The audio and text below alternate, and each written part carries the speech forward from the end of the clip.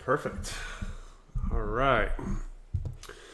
See if anybody joins in our live stream. I just threw this up last minute. All right, so I'm going to go ahead and jump into it. I have a 211 card PSA bulk mail day that is going to be cracked open. 57% gem rate, so let's go.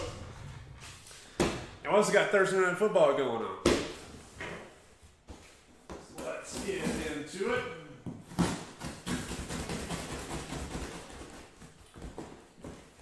Let's grab a...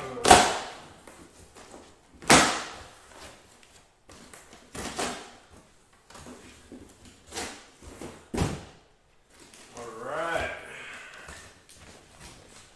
Throw that there. Whoa.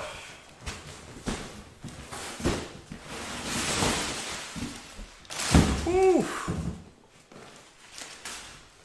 Alright, looks like we got some people trickling in. It's a last minute live session, so may go a little bit slow. That way the people who are perusing through the YouTubes may come across it. Let's see. Let's go ahead and get all these guys opened up. That way I don't have to fight the tape. I don't know if y'all can see. Y'all watch the football game behind me? Oh yeah. What's up, Austin? Definitely going small knife, but it's a mother pearl. I don't know if that's good or not, but I picked this up like a long time ago. Smaller knife for a smaller order, but it's shiny though, because we got more gems. All right, let's get the tape off of these. Anybody else watching the football game? It's turned into a snooze fest out there. At least it has for me. At least that's what it looks like. 14-13. And I don't know anything about this Browns team other than they don't have Baker Mayfield anymore. And Deshaun Watson is probably at home getting a massage. Yeah, honestly, is it Tyrod Taylor? Is that who their quarterback is? Honestly, I'm not sure. What's up, Joel? How's it going, man? Yeah, the last live stream I thought was a pretty cool success, so thought it would be a cool one to do the next one. So luckily I've got some time, and right now for those of you who are just tuning in, I'm opening up all the boxes, trying to get all the tape off of them. As we go, we'll unveil, or at least cut through each individual box. But just want to go ahead and get these situated. So we've got 2, 3, 4. And we'll start with this one. All right, this one is box number 1. This is kind of cool. So this one is telling you what it is. 211 card order, entered 7/19, due 9/21. I actually have a due date on this. I don't know if that's whenever they finished it. What's the date today? Yeah, so they beat their due date. That's cool. They actually have a due date on those. Very cool. All right. A message sounds pretty good right now. Shout out to Sean. massage. Shout out. Shout out to Sean. Hope you have a happy ending for all of us who aren't getting happy endings today. Watching Yankees Red Sox, Judges 0-1. I saw that. I was looking at that game and I was like, I hope that he gets another at bat, because I want to see. I wonder if they're intentional walks. I didn't see the walks, but I wonder if the Red Sox are like, we're not going to give up number 61. That's going to be something I'm curious about. You know what they're thinking. All right, let me get a swig of my horchata. Anybody's not had horchata, I definitely recommend it. Okay, so we're going to go ahead and get into these. And I don't know if they're in order. It does not look like they are. So 211 card order. This has a higher gem rate than the last order that I did. It was a 355 card order. 35% gem rate the last time. So this one's around 57%. Same type of stuff, maybe a little bit lower value. This is the last $30 order that I did. So no more $30. The next one that is sitting right there is going to be an $18 order. It's the first $18 special that I got. So this is just going to be the lowest end of the lowest end. Again, clearing out backlog inventory from 2021. So First up, Bobby Witt Jr. And I'm glad that you guys can see the GoPro. Eventually, I'm going to get this at a different angle so that you guys can see a little bit more stuff. That way, if I actually ever did do a break, shows a little bit of everything. But I'm glad I got that working now. Next, Elite Extra Edition, Bobby Witt Jr. This is the Emerald die cut, number to 49. And if Bobby had a solid year, and so if it wasn't trumped by Julio, some of these 10s actually would have turned out pretty solid. Like this is the other Emerald number 49, so same card, just this one came back a PSA 10. Like if you looked at Julio Rodriguez Elite parallels of the non-autographs, I'm pretty sure he has those. Or Vladimir Guerrero Jr. or Fernando Tatis Jr. before he got popped. These Elite parallels that look like this, they are condition sensitive because of the paper stock, and they do very, very, very, very well. Just Bobby Witt, he just got surpassed by a lot of people. Red Sox not intentionally walking him. Okay. I was just curious if that was something that they were doing or not. I was like, man, that would be something if they're actually intentionally walking him, not trying to pitch to him. Bobby Witt Jr. base. So this one came back PSA 10. So there's a lot of Bobby Witt stuff in here. At least like the lower end stuff. This is a pretty cool short print. It's like a case hit short print. Again, nobody really cares about Elite Extra Edition. I kind of care. I actually like it. Let's see, oh, I know, yeah. It has back spasms. Julio Rodriguez has back spasms. To me, that's a shame. It's another knock on Topps Chrome. 2022 Topps Chrome is just getting pummeled, man. He's just getting destroyed. Like, if Julio goes down, whew, there's nothing to chase in 2022 baseball. It's like on to football. We're going to football. It's going to be Josh Allen, Patrick Mahomes, and Tom Brady the rest of the year. Maybe some Justin Herbert, assuming his ribs aren't broken, which it sounds like I think they are. Pro debut, Bobby Witt. That one's PSA 10. I think I have a couple of these. And this video may actually go by quicker just because a lot of these cards are going to be the same. So we're sending these in at $30 a pop? Probably not. Just, again, cleaning stuff out. If it was like a $20 per card, probably. If Bobby Witt Jr. had a little bit better of a year, probably. Patrick Mahomes, so 2021 Donruss season stat line. This is number 357 of 500.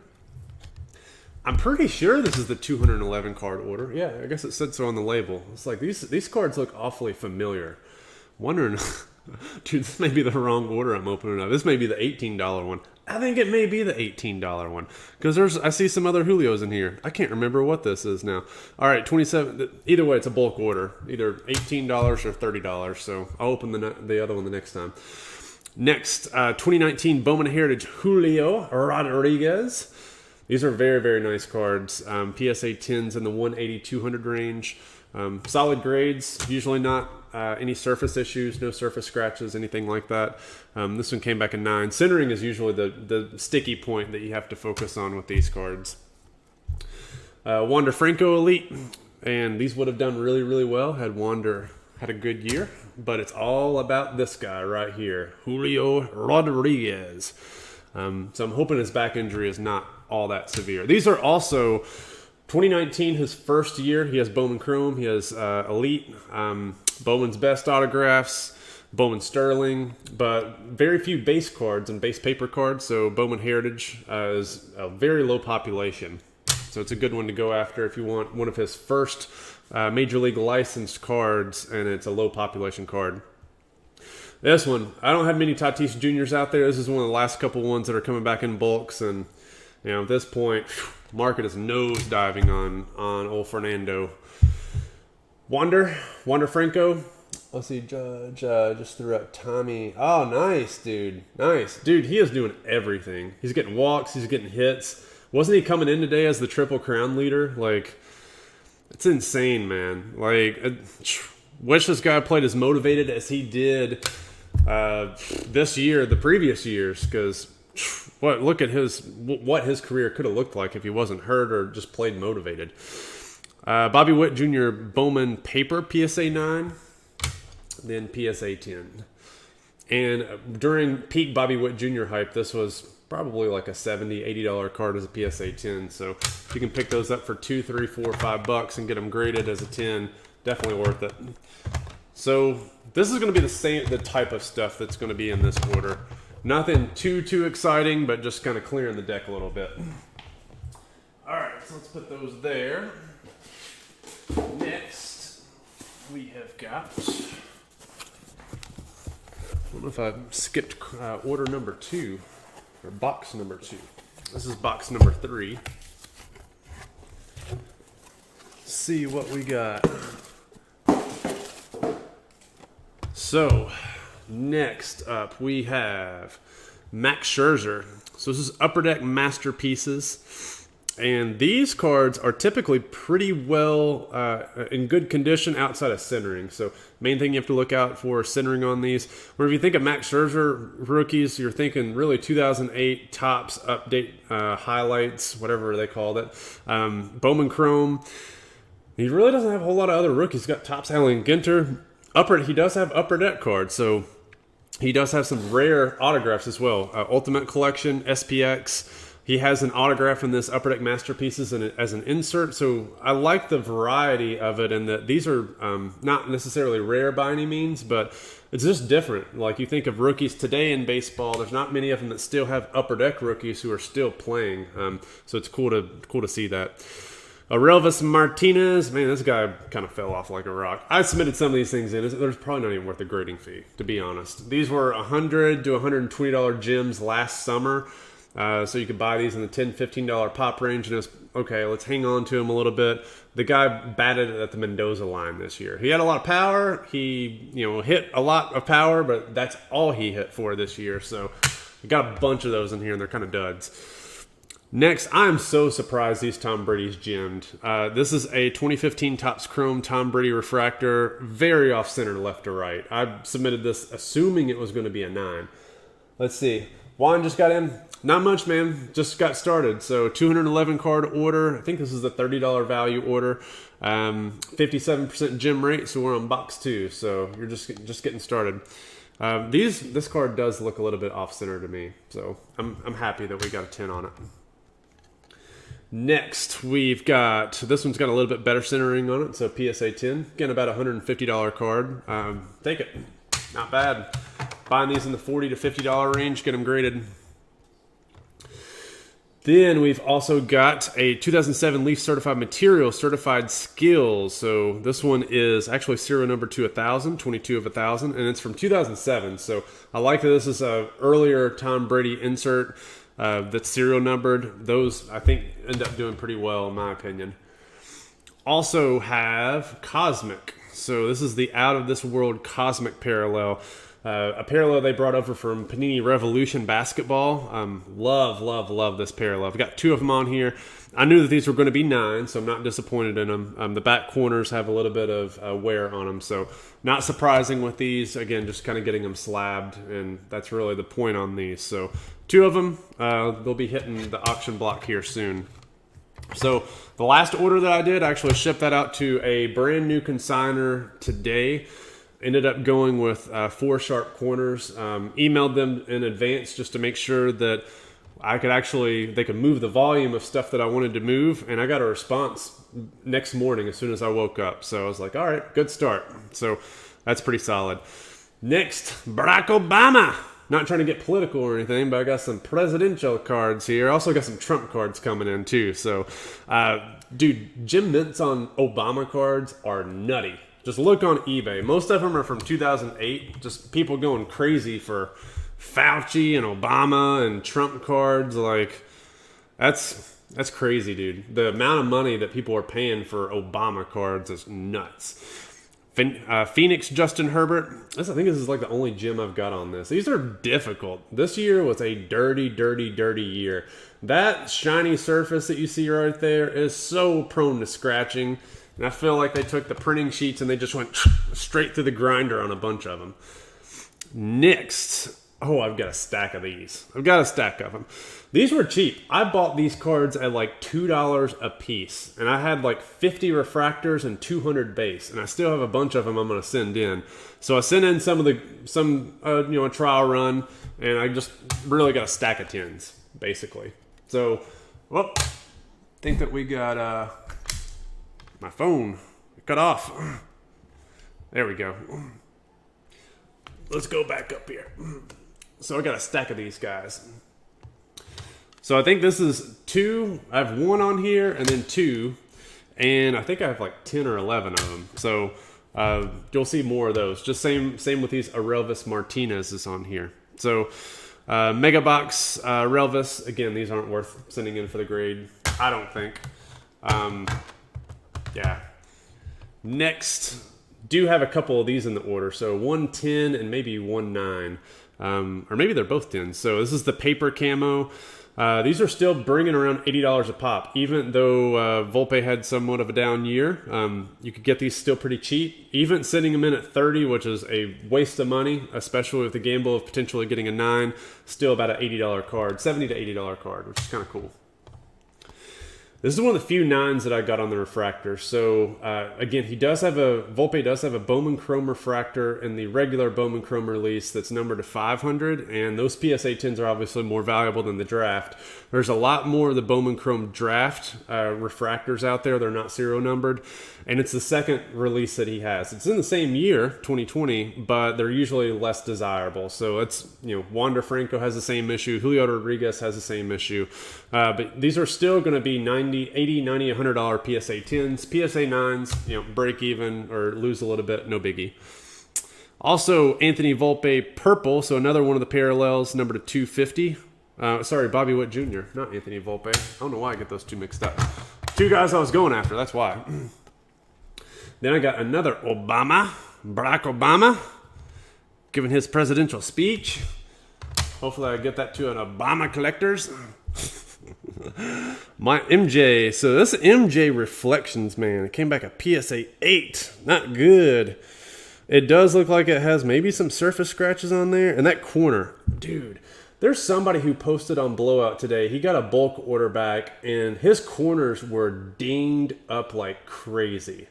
If you all are members of that or know how to navigate to it, there's a thread, and he has several cards from his order that are just dinged, and they look really, really messed up. So I'm keeping an eye on that. Like, I think that I would see that corner before I send this in and pay $30 a pop. I don't know. I mean... So, yes, I see the card. It deserves an 8, but it's like, did I send that in that way? Was I really that blind or naive? This is a Volpe paper. Left to right, it's off, so it got a 9. And then some patty cakes. Remember these Leaf rookies? You could literally buy these for $5, $10 a card. I remember saying this on the channel, and many other people did the exact same thing. And you could sell PSA 10s in like the 120 to 150 range. It was madness. All that's changed.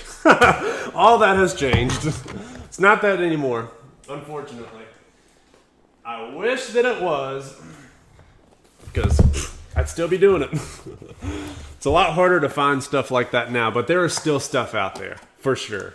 There's a lot of stuff out there, and I'm actually excited, especially with the PSA prices coming much closer down to earth compared to what they have been for the past 12, 18 months. So...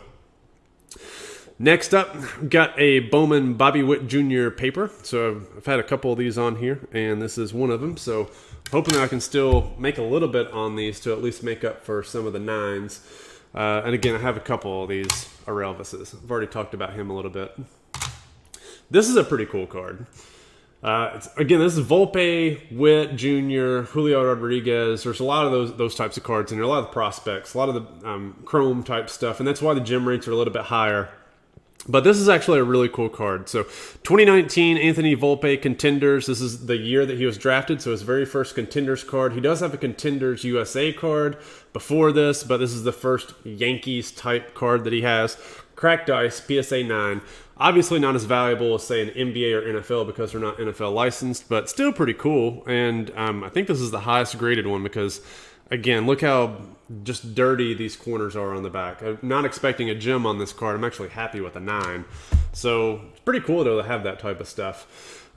Also, Mega Box, graded a ton of these, spent $50 a card economy, and I'm glad that I get to pay $30 this time, and now I'm glad I get to pay $22. Hopefully we'll get to pay a little bit less moving forward. Maybe pay, I don't know, 15, 12, 10, maybe. SGC, CSG, you listening out there? Anybody you watch the channel? I think y'all probably need to lower your prices. That's just me. Another paper, Volpe. This one's a nice one. It's nice because it is a paper, but it is also a parallel, and these are so tough to grade. It's going to be a card that does pretty well at auction. I'm glad because it's again a card that's $30 pop, serial number to $4.99. Very difficult grade on these, so happy with those. Very happy. Going back into our run of refractors, and still not really sure how I'm going to do these, whether I sell these as a big lot and cannibalize each other, or if I sell them individually. Slowly release some of them out over time, but I've got a bunch of them in here. Again, I picked out the better ones to send in, including the ones that did not have dimples, the ones that had clean surfaces, and I believe I only got 2 9s out of these, so I was very picky, again, just paying $30 a card for these. So we'll just go through them. I'm hoping that next spring he's got a little bit of hype and he has a little bit better of a spring. He had a lot of hype coming into this spring, but again, I don't think he did anything in the spring. Like, he was he showed up for a couple of games and they're like, you know what, you're not cutting it. You're getting out of here, kid. You're not Jeter yet. Keep practicing. Maybe one day, but not in 2022. And he really struggled in the first part of the year. So hoping he has a nice little rebound. At least I hope. So yeah, there's quite a bit of these. Quite a bit. I'd like for it to end. That way it's not as, boring. Seeing the same card over and over and over. This is how my first PSA orders were with PSA. It will be the same card over and over and over and over and over. PSA 10, PSA 10, PSA 10. I remember one of my first orders, it was, Topps Heritage Mookie Betts, high number rookies, over and over and over, like 30 in a row PSA 10s. Carlos Correa, 2013 Bowman Chrome PSA 10s, over and over and over. So I guess it's kind of cool that I get to see that again. I guess I shouldn't complain. Let's get out our little mother pearl knife. Yep, so as Austin mentioned earlier, just going with the smaller knife today, not going with the sword. The sword is used to cook some food earlier, so I have to actually wash it. Get a swig really quick. What's going on in the football game? We got a touchdown? Nice. Well, I didn't put any money on this because this is a toss-up game. Definitely not one I would want to bet on. All right, so next. Ooh, dirty case. Dirty. Doing a CSG on me here. We've got Tommy Brady 2015 Topps Chrome Intros Prism, and it's a die cut. I like that. Some edge issue here that's honestly don't know how they grade these cards. You could call that a flaw. You could call that how the card's getting cut. I don't really know. It's a 9. It's a mint card. Next, hopefully get rid of a bunch of these too. So I had a bunch of his autographs. Logan Webb. So Logan Webb PSA 9.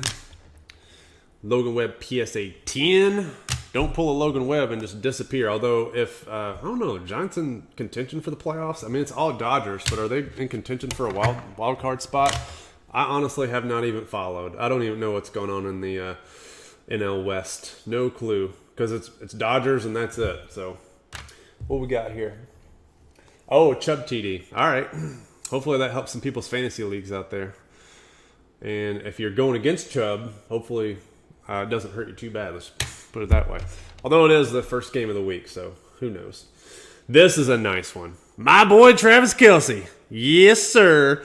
And it is a rookie that is serial numbered. Oh, my God. Panini actually put a serial number on a rookie base card. This is back whenever they weren't printing a bajillion cards over and over and over. We actually got a card that's rare, at least rare in terms of numbered to $9.99. So I have graded a couple of the parallels from this. But again, that's a throwback. Paying homage to the OG sets that used to actually put serial numbers on the cards. You know, that was started and pioneered by 1998 SP Authentic Basketball. I remember whenever that happened with Vince Carter and Dirk Nowitzki. Great year. That was such a hot product, man. As soon as I saw that innovation as a kid, I was, 11 years old, and I was like, man, I want to buy one of these boxes. And my card dealer talked to me. The local card shop said, you shouldn't do that. It's too expensive. And that box ended up being one of the hottest boxes of an entire decade in basketball. So shows, and that guy's no longer in business, just FYI. So, bad advice. All right, Robert Hassel, autograph on card PSA 9. He didn't really have all that great of a year either. And 2020 Bowman's Best, this was probably the worst year of Bowman's Best. Bowman's Best is usually clean. So many print lines on this. So many. They did a horrible job of printing 2020 Bowman's Best. They fixed it in 2021. Roller marks are nowhere near as prevalent, but horrible. I mean, you just see 2020 Bowman's Best, 9 after 9 after 9 after 9. And I see the print marks as I'm submitting them in, and it's like, dummy, you want to lose money? You want to just throw away $30? No, but I did. Unfortunately. This guy turned it around the second half of the year. Harry Ford, Sapphire, have his autograph. His autograph is a super, super short print. So if you have one or if you've seen one, that is one to snag because you will not see many others at all. Even on eBay, there's not that many out there. Here does have some parallels. Sapphire Edition, Jordan Vyers. I just sold a lot of these 2 raw for like $2. I think they were I bought them for like $5 a pop back in the day. All right, now we're getting to some good stuff. Now we got some good stuff to talk about. We got the official Julio Rodriguez rookie card. And we got plenty of them. There's a lot of them in here. Because, after all, he didn't have a Topps Chrome rookie until yesterday or 2 days ago whenever Topps released that they're actually going to release them. Because at first they weren't made and now all of a sudden they are. They're going to be inserted in packs, all that type of stuff. Compensatory packs, silver packs, so to speak. But in my opinion, I side with the Bowman's Best crowd. It's not popular. This is part of the base set, card number 49. Now, is it the true rookie card? I'm going to show you all what the true rookie card is. Let's go back to stack 1. This is the true rookie card. So my definition of a rookie card, in my opinion, is the first Major League license card that came out. And it is part of the base set. It's card number 18. And you can see it's Major League licensed. To me, this is a rookie card. It came out in 2019. I think 2013 Aaron Judge's rookie card. I think 2009 is Mike Trout's Bowman Chrome rookie card. He only has one. Oh, he has Bowman Sterling. That's just how I see it. Forget the Major League player rules, etc. Now, if you want to go a step further, it's the first card in the base set. So you could say that, okay, this was not released in stores. The Bowman Chrome was an insert because it's not part of the base set. Well, this is part of the base set. So that's my next criteria. The next criteria is it's part of the base set. It's not segregated out as a Bowman Chrome prospect number, yada, yada, yada. So these are rookies to me. 2022 Julios are not rookies. I'm going to buy them because a lot of other people think they're rookies and they want them, so I will buy them and grade them, but I would never call them rookies. Just like I would never call 2022 Topps Wander Franco's rookie. It is clearly not. He was a rookie in 2021, if anything, and he had cards made in 2021, and he was deliberately held over by Topps to print a bajillion packs and boxes and charge a bajillion dollars for him in 2022. It's my opinion. It's an old school opinion. If you're new into the hobby, you may have a different opinion, but that's just how I see it. All right, let's catch up. J-Rod. There we go. True rookie. We got some fans in here. Aqualava. So I've got some of his parallels also getting graded too. I've graded some of them. Like I had a gold lava actually. It came back at PSA 10, but a couple more of his parallels. I think a green refractor because it's a team color is coming back also. Aaron Donald PSA 10. This is actually a really, really nice card. As soon as he won the Super Bowl, it's like, a lot of people are saying he may be one of the better defenders in NFL history. So a lot of people are going to want his card now that he has a ring. And I got 3 of his prisms. I bought a bunch of his prisms. I submitted 3 of them for grading, and they're all in this order, and they all came back PSA 10. So got more J-Rods coming. And this card, if you look at the values of this, at first it was about a $50 card, meaning people who were submitting this card were paying $50 to grade it, and it was selling on eBay for $50, meaning they were losing money after submitting it for grading. But now the most recent sales have gone over the $100 range, probably because of the Topps Chrome debacle. Who knows if they're going to come back down or not, but people were probably fed up with Topps. At least I am. I think so. All right, where are we at? Let's do box 6. And we got to start cutting into some of these. I think we're about halfway through. Halfway through the order. And this order is going to be a lot better in terms of resale value. It's nowhere near, for those of you who've watched the channel going back to 2019, 2020, 2018, I mean, these orders are nowhere near as profitable as those orders were. The last order's probably not even going to be profitable. It's just, again, clearing the books. This one likely will be, I'll make a couple $1,000s on this one. Maybe more. I have to look at my spreadsheets, but it's projected to be favorable. It's because it has good players in it, this one, like Julio. I mean, Julio's doing very, very well. And it's got some other stuff in here, just, sleeper stuff. Like, this is kind of the dumb stuff I included in the order, though. So these are cards that I was buying for $1, $2, $3, sending them in as PSA 10s, and they may sell for $50 to $60. I'm paying PSA so much money to grade this. It's so stupid. And it was just, to get money moving, basically. It's not going to happen at $30 a card ever again. But it's just like, I need something. Need something to keep me busy. And that was kind of part of it. So, pink. This is the pink parallel. I don't think those are serial numbered. Got more of these. Jeez, can't get rid of Bobby Witt Jr.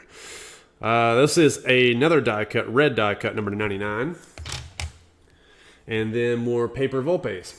So those are kind of duds. Not really anything to get too excited about. This is a guy who is super disappointing. This guy started off hitting so well. His scouting report in high school is that he just mashes. But then there were concerns about his bat on the showcase circuit. So it was like, okay, well, that's why he fell from being the number one pick. He was projected to be the number one pick. So now he started the year off hot, and I was like, okay, well, maybe he just had a bad show circuit, and the true scouting report panned out. Well, no, ever since, May, the guy has not hit anything. Obviously, minor leagues is over except for AAA and maybe the Arizona Fall League, but what a dud. And this guy, too. So, Khalil Watson, first edition. Surprisingly, there's still one of those that sold for $70 or $80 a couple of days ago. I hope I can get that out of it. That would be amazing if I could. This guy is in Fuego. He wasn't in Fuego a week ago, but after, what was it, Monday Night Football? Yeah. These Bills, dude, they look freaking disgusting. But they're going to get beat by the Chiefs. Let's just put that to rest. They look great. They look great. But they're not beating the Chiefs. Not going to beat Kansas City. Patty Cakes is going to put on his Grim Reaper costume because it's right around Halloween, I'm pretty sure. Yeah, it is. It's before Halloween. So old Patty Cakes, he's going to be the Grim Reaper in October. He's going to be killing them Buffalo Bills. I'm still debating on whether or not I want to get tickets and go to the game. So Phoenix, Justin Herbert. These are not doing nearly as well as I had hoped, especially with all those LA fans who are pumping up Justin Herbert. Though Justin Herbert does look good. Looks fantastic. And Miami. Having said that, so I was very critical of Tua in the beginning of the year. I was critical of the hype going into Herbert. I was critical of the hype going into Allen. Because at the end of the day, there's only going to be one or two quarterbacks who are going to be victorious. One is only going to be victorious. Another one's going to get some hype and do well throughout the year. Most of these other guys are going to flame out. So if you're hyping 10 quarterbacks, if the hobby is hyping 10 quarterbacks, that preseason hype is big. I mean, we're seeing Jalen Hurts, and he started off hot. So it's almost a perfect storm. If you get a quarterback that has hype going into the year, and week 1 and week 2 they pop and have a good game, Tua, Jalen, Herbert to an extent, Josh Allen. Josh Allen has proven it, though, previously. Man, that's a great trend for their market to go up, but that also creates a potential crash whenever they come back down to reality. And, I mean, the true Eagles will show up. They were playing the Vikings. I mean, Jalen Hurts was throwing against corners who were playing 10 yards off the receivers. So, okay. Jalen Hurts threw for over 300 yards against the Chiefs last year. So, yes, you can have games where you look good. Mac Jones, on the other hand, has looked horrible. And he may actually be horrible. But the Bills may actually be there at the end of the year, too. I mean, they were a playoff team last year. There's a very good chance they could be a playoff team this year. This 2021 Ginter Otani. So, man, it is literally like the roulette wheel in a way. And it's getting to the point where NFL rookies and quarterbacks, it's operating just like the stock market. It's like every Sunday is the financial report release, and movement is occurring on a weekly basis instead of a quarterly basis. So things used to be much more stable, but they are so volatile now. Like, things move so quickly and so drastically. It's just, I don't like it.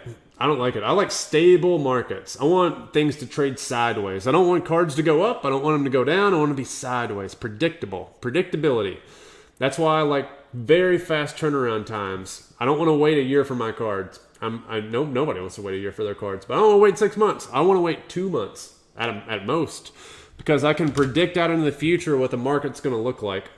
Now you really have to predict out what market cycles are. Like, orders that you send off now better be baseball heavy, because by the time you get them back, you're going to be getting primed up for spring training. Just depending on what PSA does with their turnaround times. I mean, if you submitted today, you probably would get them before Christmas. But if you're sending basketball now, a little bit tougher. You're going to be midway through the year. There's going to be a lull. Players are going to get injured. Players are going to underperform. So now there's risk. You're sending during the preseason hype, but you're getting the cards back during the season when players have already demonstrated on the stat sheet that they're either good or bad. Most of the time it's bad, because hype always exceeds performance. So in aggregate, you're better off really timing these orders so that you're getting them back during preseason hype. So, and it's tough. It's just been tough the way that PSA turnaround times have been. It's been better if you use somebody like SGC, I will say, but there's just not a good ROI with an SGC holder. So it's just been difficult. It literally feels like gambling. Whenever you send your cards in the mail, it just feels like gambling. So next, Kobe Mayo autograph PSA 9. He's actually played pretty well, but not gotten a lot of hype. All right, let's see what else we got in here. Got several boxes left. We are nowhere near over. Okay. Yeah, I don't care about the game that's going on right now. I don't have a preference one way or the other, but that's going to be an interesting division, especially whenever the Browns do get Deshaun Watson back. Because, I mean, if I don't know much about their roster changes, but they're supposed to be a ready-to-go team. Plug and play with a good quarterback, like their defense is supposed to carry them. So if they have a moderately competent offense, they should be able to, make some noise. But Baltimore is there. The Bengals, who knows what's going on with them? I think they're 0-2 now, because they started the season off 0-2. Pretty sure. So it could be wide open. Let's see, consigning bulk orders or selling. So good question, Steve. So these are the last order that I did, or at least the last live break. That one I shipped off to 4 Sharp Corners today. And this one is likely going to be shipped out tomorrow to 4 Sharp Corners. So it's going to be a trial run with them. The smaller orders I'm going to sell on my channel, especially the ones that are higher value, higher dollar amount. These bulk orders, it just takes so much effort to get these things listed. Plus, PSA doesn't provide scans on these orders, whereas they do for economy, regular, express, etc. So it's very easy to list, like a 20-card order that comes back from PSA that's high value, has scans that are ready. I can list those in an hour. Whereas these, I'd almost have to take a vacation day just to list the cards that I had last time and the cards that I'm doing today. So it is just a lot. Hey man, reached out on Instagram. Oh yeah, Jordan. I think I responded to you on the YouTube channel, but it's the store is SHORTSLABS, so SHORTSLABS. So it's not an official store; it's just the eBay seller title. But yeah, you can definitely find stuff on there. If I'm selling it on eBay, you can definitely see it on there. This is a Cosmic Josh Giddey. I love these cards. These Cosmic cards are gorgeous. They're so freaking cool. After this, I'll go through some of my messages on Instagram, Jordan. So I'll hit you up and get to you. It's just been crazy past couple of hours or days, really. Just nonstop. Logan Webb, Sapphire rookie autograph PSA 10. It's a big reason why I'm trying to get this done on camera. Like, doing a hike tomorrow at like 4:30 a.m. work, and then flying straight to Colorado for the weekend. And I'm like, going to be gone there all weekend, fly back. So I don't know, trying to find spots open in the calendar to get any of this stuff done is just crazy difficult. Let's see, like to buy in bulk. Okay, yeah, no, definitely. And if there is anything that I showed on here that's not selling on the channel, it will be up for consignment. I think 4 Sharp Corner said they start their auctions on Thursday. So a lot of them I ended up putting in as a lot. This is a card I'm not sure how it's going to do. Bryson DeChambeau, Cosmic. He does have a lot of other cards out there, but not cool parallels like this have been graded. So really, really cool. I love these things, man. Those are such cool cards. Jordan Lawler, Transcendent VIP autograph. He's going to be a hot guy going into next spring. I mean, he was ho-hum this year a little bit just because he was hurt. I think I said that in my last video, but man, he's going to be hot going into the spring. People like what he can do on the baseball field. Curtis Mead. So this is a first edition yellow foil, number 75 PSA 10. Probably overpaid for this whenever I did, but it's still going to do pretty well, I think. James Wood. So these are the first 2022 Bowmans that I graded, outside of like the Sapphire autographs that I've shown on the channel that went at a faster service, but like the first lower end stuff. And looks like they're pretty good grades. At least the first edition stuff is. So did pretty well with that. It's just whenever you get into the Chrome Sapphire, it gets a little bit uglier. Ooh, we got some patty cakes. Patty cakes. Oh, I love you, little patty cake. Phoenix Heat Wave Yellow. So this one's numbered 275. This has always been a bread and butter card that I've graded, at least the set. So not only 2017, his rookie year, but 2018, 2019, 2020. Didn't do, I don't know if I did 2020 actually, because bulk wasn't available. But I love grading shiny Patty Mahomes cards, even if they're not rookies.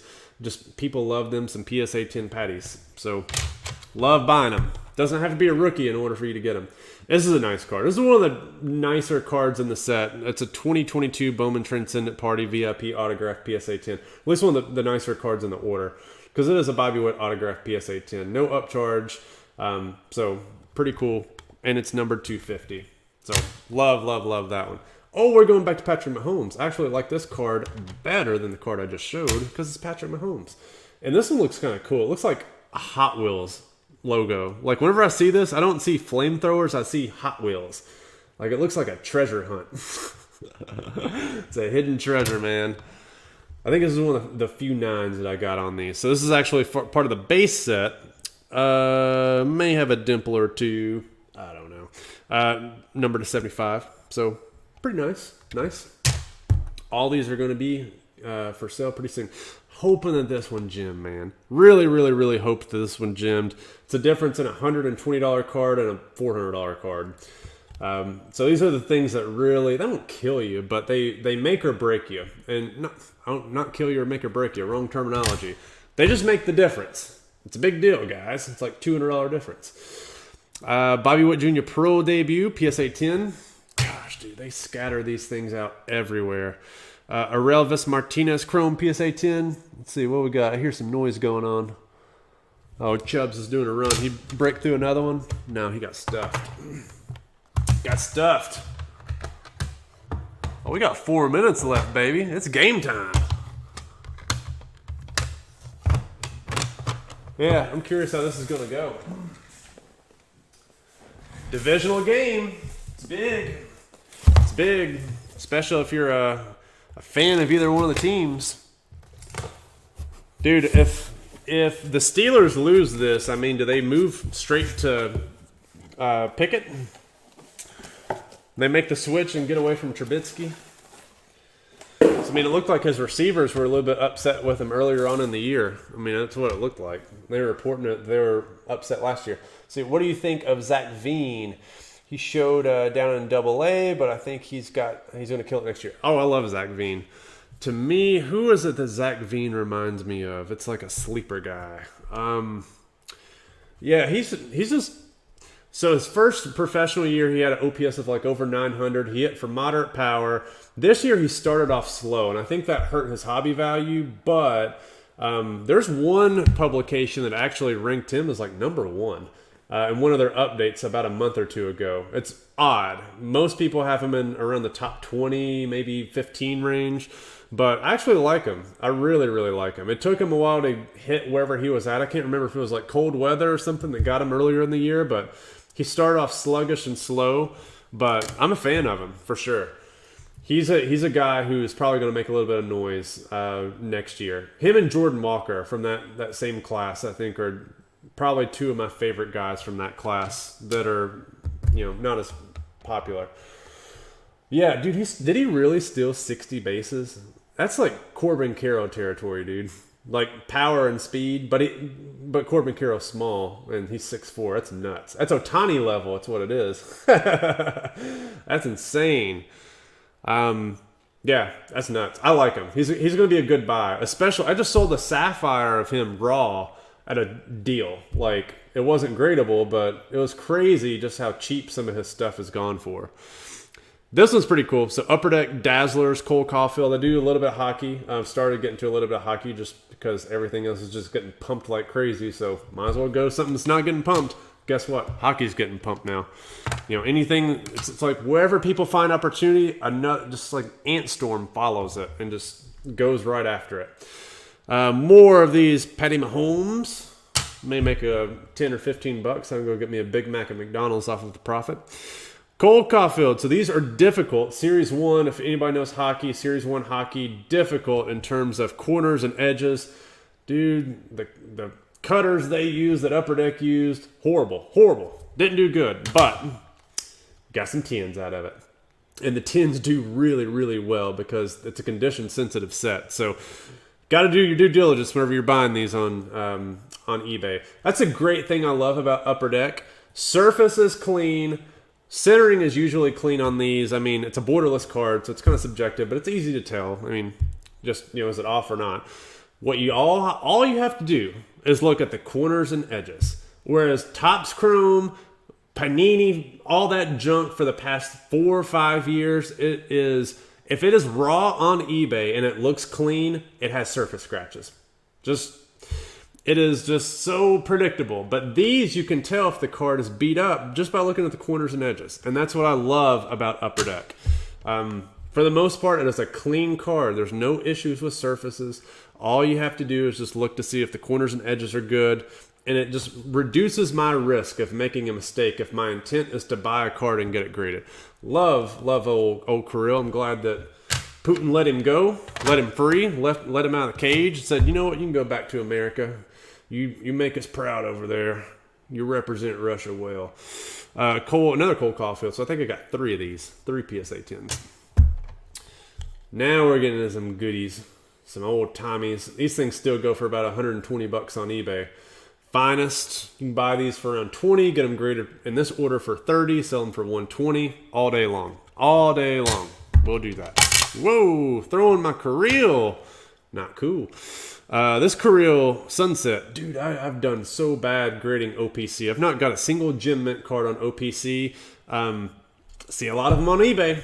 This one's actually got some pretty cool, left to right centering. I love these parallels, dude. It is so cool that Upper Deck is doing this. It's different from a refractor and a yellow and a red and a blue and a gold. It's like different. They have an Arctic version. They have a cosmic version. They have a sunset. It's unique parallels, like a precious metal gem or a star ruby. These things are unique. Those, to me, I think are way more valuable than any type of yellow or colorful rainbow. Since when did the hobby demand such basic parallels? Like in the 90s, we had gold medallions and platinum medallions and star rubies. Again, SPX Finite and Radiance. Gosh, dude, every single set had a unique parallel. I mean, 24 karat gold from Brilliance. I mean, just thinking of all the 90s sets that are out there. You go fast forward to 2022, it's refractor, silver, gold, blue, red. It's just a rainbow. Pick your color. They got something out there. Oh, and if that's not it, we'll just do like yellow diamonds or something. Just a sparkle or speckle. It's just so boring and basic. But look at this. We go from Sunset of Miami to freaking aquamarine on the beach, man. That is, it's so cool. So freaking cool. Even if it's a 9, I like it. It's just collectible. Topps announced Topps Chrome Light has SPs in them. I saw that, and people have been snagging those boxes like crazy. Like, it's a good way to move product. Like, put the SPs in the light boxes and watch those things just fly out of here. That's funny. Yeah, I don't know how they messed up on Hobby, but Hobby boxes are basically duds. Unless you can figure out a way to get those silver packs. I think Sapphire is a pretty unique parallel, we'll say. I'm glad that we actually have something that's not just a traditional colorful refractor. Yeah, so I like Sapphire. Sapphire's good. But these Dazzlers, ooh, it's cool. Coming in 1080p, 60 frames a second, I hope. Since it's a live feed, probably not, probably 12. Here's another cold call float. So I think these are like $300, $400, $500 cards as PSA 10s. I did not expect that whenever I submitted these in. PSA 9s are doing well. So I'm going to do very, very, very well on these cold call fields. Very happy with that. Oh, we got some Herbies. We got some Herbies. No, we do not have herpes. We have some Herbies. It's a live stream. I'm not saying that. We do not have herpes. We've got Herbies. Justin Herbert, PSA 10. Is polishing finest or chrome? Define what you mean by polishing. So, if by polishing, honestly, no. I would say even if you define it, let me think about that. Like if you used a wax, you know, it's a tough one. So I'll tell you what I do. I have a 2 Apple microfiber cloths, and for a card like this, let's say it has some spots on it, I will literally use my spit, and I will spit on the card, and I'll take the microfiber cloth and wipe it down, and I'll just clean it. You can use water, you can use your own spit. Honestly, spit does a way better job than water. The only reason why it does a way better job than water is because it's it's hydrophobic, so lipophilic, and it's going to get all that gunk. All that gunk on the card is it's hydrophilic. So you want something to like act like a detergent and wipe it off.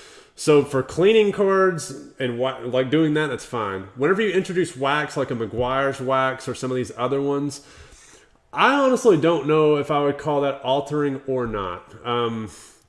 I go, man, it's tough. If it's something that alters the physicality of the card itself, I would consider that altering, but I don't know. I literally don't know if it's altering the card or not. Like people wax their cars. If there's a scratch on the car, they'll use wax. And I don't know if that wax is filling it in. I honestly don't know if chemically is it, what is it doing? Like what's it doing to the card? So I don't use them. I have practiced using waxes on roller marks. It doesn't work. At least it doesn't work from what I've seen. So it's like, I'm not going to use it. I'm just going to spit on the cards and hope for the best. And if it doesn't remove the roller mark or if it doesn't remove the scratch, then I'm just not going to grade the card, or I'll accept the 9 or the 8 or whatever it is. But I don't know. That's one of those gray areas. There's certain things in cards that are not gray whenever it comes to altering. Trimming, obviously. Pressing cards out. Like if you're trying to press the card and alter the stock to get a crease out of some sort, that's probably more in the vintage world. Those are things I know nothing about. Again, I don't deal with vintage. That's a big reason why I stay away from vintage. I'm not smart enough to detect, has a vintage card been trimmed, or has a card been altered, stains removed. Stain removal is another thing, honestly. Let's see, what helps you get roller marks off? Man, honestly, I think if you have roller marks, you're about donezo. There may be stuff out there, like some type of wax that people promote and use. Dude, I don't know. Every single time I've tried to clean one with either spit or water, toothpaste. I've used toothpaste before. That's an old wise tale from years ago. People are like, oh, you use toothpaste. You clean your cards with toothpaste. No, it just leaves a horrible residue on your card that makes it nearly impossible to get off. You literally scratch the card or remove, it takes many tries to get the stuff off the card. So I've given up all these folktale things that people talk about. So yeah. Let's see. Let me catch up with comments after I get one of these last couple boxes open. They got 4 left. Oh, let's see. This is 5. That's 5. I knew 5 was hanging around here somewhere. Let's see. So yes, Spit. I found a clean 2000 count card, 1998 Star Wars Finest. Ooh, wow. I really want to clean some. Main characters, like 12 of each. Well, I mean, more than likely, if it's is it 1998 Star Wars Finest? Do those have the peel on them, like the protective peel? I can't remember if those have the protective peel. So if they do, you really don't need to clean them. All you gotta do is remove the peel, and that's my trick. Is those cards are dang near spotless whenever you remove the peel. Like, they are perfect cards. The fact that they could make perfect chrome in the 90s and today every other card sucks. Dude, what are we doing? Like, we're experiencing the opposite of evolution. Humanity and their technology is devolving in front of our eyes as it relates to chrome technology. Like, come on. So, I don't know what's going on with Topps, but the 98 stuff, that should have a peel on it. And if no peel. Okay. Man, you may be out of luck, dude. Because some of that stuff, like, that residue bakes on so hard. I was trying to wipe off a 1996-97 Bowman's Best MJ, Michael Jordan base card. And it's like, it's got 25 years of oxidation and gunk and dirt and grime. And after just trying with it, it's like, dude, it's not worth it. But depending on what those cards look like, and if they are cleanable, just spit on them, wipe them off. If it looks like the residue's coming off, you should be in good shape. But I don't promote any use of any type of waxes or anything. I have tried them. I will say I've tried them, but to me they just don't work. I haven't used one that works. People say that McGuire scratch remover stuff works. Dude, I've tried it on a couple cards. Like, I'll practice on cards that are clearly scratched, like significant scratches. And I'm like, okay, can I make the significant scratching go down to like 50% severity? And I still don't see it. I'll just put it on, let it sit for a little bit, wipe it off, and I'm like, okay, that did nothing. So I don't know what these people are doing who are promoting that. Like, there's that one guy on Instagram who he's doing something, but I don't know what he's doing. Let's see, paper money. I can't remember what the paper money was in reference to. Yeah, soak press is hard. Roller marks are hard. Well, it doesn't work for copper. No. Oh, yeah. They didn't press them. Yeah, I'll try. Yeah, I don't know. I would try to clean them.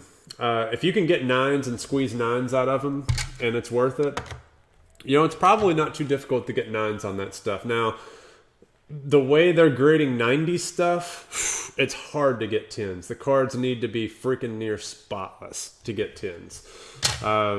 Because I had some absolutely spotless. I mean, you all saw in that last order with all the 97 finest MJ stuff. Like, they just 9 the crap out of it over and over and over.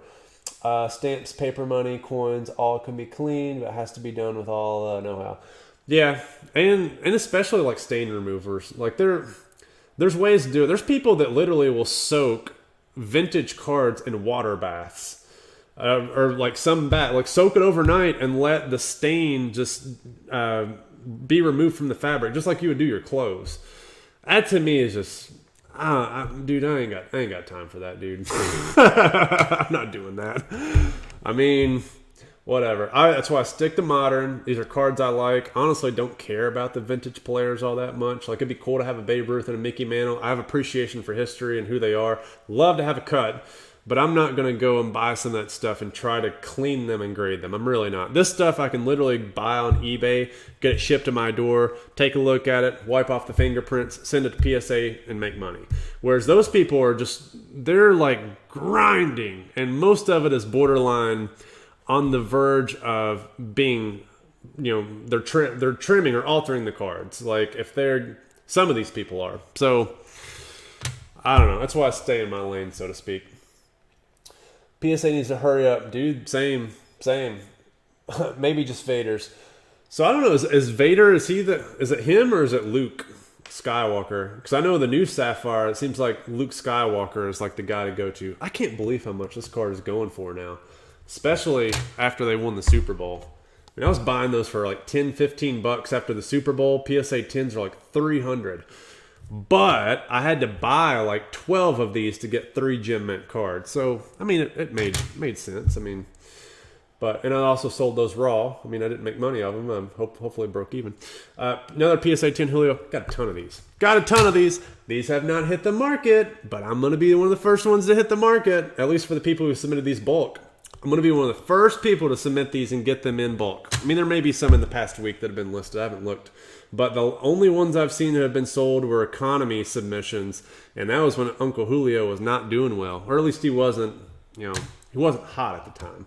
Or as hot. I heard you can soak creases. Yeah, so I think that a lot of the vintage guys will do just that. They'll soak the creases out. Now, for like a modern card, I'll give an example. So, do I have a raw one? I do have a raw card over here. Oh yeah, I got some raw cards sitting here. Oh, I'm going to bring old LeBron. I hate you, LeBron. You suck. Let's play with you a little bit. I'm actually going to make a video on this card and another one. But just to give an example, let's ding this corner. Let's go. Hi-ya! Oh, look what I did to LeBron. I'm sorry. So this is kind of an exaggeration, but let's say you have a corner that looks like that, and I just did that. What I will do, and this is to me is not altering. This, what is it? Kurt's cards. A lot of people are saying that he's the guy who alters stuff, and he may. I have no idea what he does, but he's turning PSA 8s into PSA 10s, and he's doing miracles out there. He's doing God's work, by golly. He's making stuff disappear. He's raising cards from the dead. I don't know what he's doing. But what I will do, and I don't think this is altering, is I will literally just take my fingernail and roll this corner out. Now, is that going to be perfect? No, because I literally dinged the crap out of the corner. But if it is what I'm really trying to do is if it's a light speck, like a white mark, especially on the back, it's common on the back, I'll literally just flick it with my fingernail, and it almost masks the problem. I'm not altering the card, but whenever the grader gets the card in their hand, they're not going to see that exaggerated white speck. So, to me, I think it does wonders. I don't have any quantifiable data that's showing, hey, this is working, but I'm literally just flicking the corner down. Like the corner is raised, and then I'll just flick the corner down. And it's just a different position of the card. Like the card was flipped up, and now it's flipped down. So that to me is not altering because I'm not cutting it, I'm not trimming it, I'm not trimming away at the card, but you are just flipping it down. And sorry, LeBron, I didn't mean to damage you. You go away. But yeah, that's about the full extent of what I'll do. Let's see. So compressed, but they check. So I don't even know how they check for that type of stuff. I know SGC has that little scanning tool that scans and it detects for like it's not secret creases, but it detects for like creases you can't see with your eyes. Maybe soaking doesn't get rid of that, so they can tell if it's been soaked or not. Dude, old Kurt out there, he is singing. He's praising. Dude, he's got the gospel going out there. He's got a church following too, man. I use a AAA batter. That's actually not a bad idea. So you just roll it out. Yeah. I mean, some people use a spoon. It's not complicated. You don't need to give Kurt's cards any money for whatever tools that he's selling. Because I know he has this solution, this wax or this solution, and a microfiber cloth, and some rolly device. Like literally AAA battery, your fingernail, a spoon, a fork. Something that just presses it out. Like, it's kind of all you need. And to me, that's definitely not altering. Sending in only Jamar Chase and Prism or insert quality for Lance Hurts, some Lawrence. Nice, man. The Ultra Thins, like slabs, cards. Dude, I gotta zoom this in, dude. I can't read. That's why I got my glasses on. You should actually see what Kurt's cards is doing instead of saying you don't know. Hey, dude, I don't know. I mean, if you know, tell me. Like, he has a wax. He clearly has some type of solution. He is selling that on his website and on Instagram. So, you tell me. If you know of a trick to make roller marks go away, dude, tell me. I would love to know, as would everybody else. But until then, I mean, I don't know what he's doing. I said it's the Lord's work, dude. He's raising shit from the dead. He's making PSA 8s turning PSA 10s. So until then, I'm just going to keep thinking that he's, a miracle worker out there. So fill me in, Corey. Boozy wipes them down. Again, I'm telling you what I do. And I don't skirt the system. I don't do anything crazy. The worst thing that I do is I spit on my cards. So more than likely, if you buy one of my slabs and it is shiny, and it is a card that is condition sensitive in that it gets a lot of gunk and grime, and more than likely somebody has put their big old fat fingerprint on it, I have likely spit on that card, and that card probably still has remnants of my DNA on it. So that's about as bad of a thing as I will do, is I'll spit on cards. Won't use anything else on it. And again, a solution is going to do the exact same thing if it is a solution that is getting rid of a hydrophilic substance, a hydrophobic substance, because it's just going to act like a detergent. It's going to clean that card off and get that gunk and grime right off. And a lot of the cards that you get will certainly be dirty just from fingerprints. I wipe, spit, tried washing. When do you want to know what a miracle?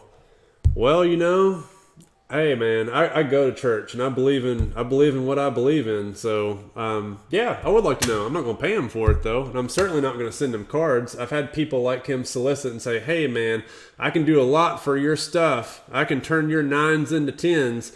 Can make your roller marks disappear." Okay, all right. Well, if it's such easy knowledge, why is it not put out into the interwebs? Why is it not into the ethos? Why does it need to hide behind closed doors? Yeah, so I'd like to know.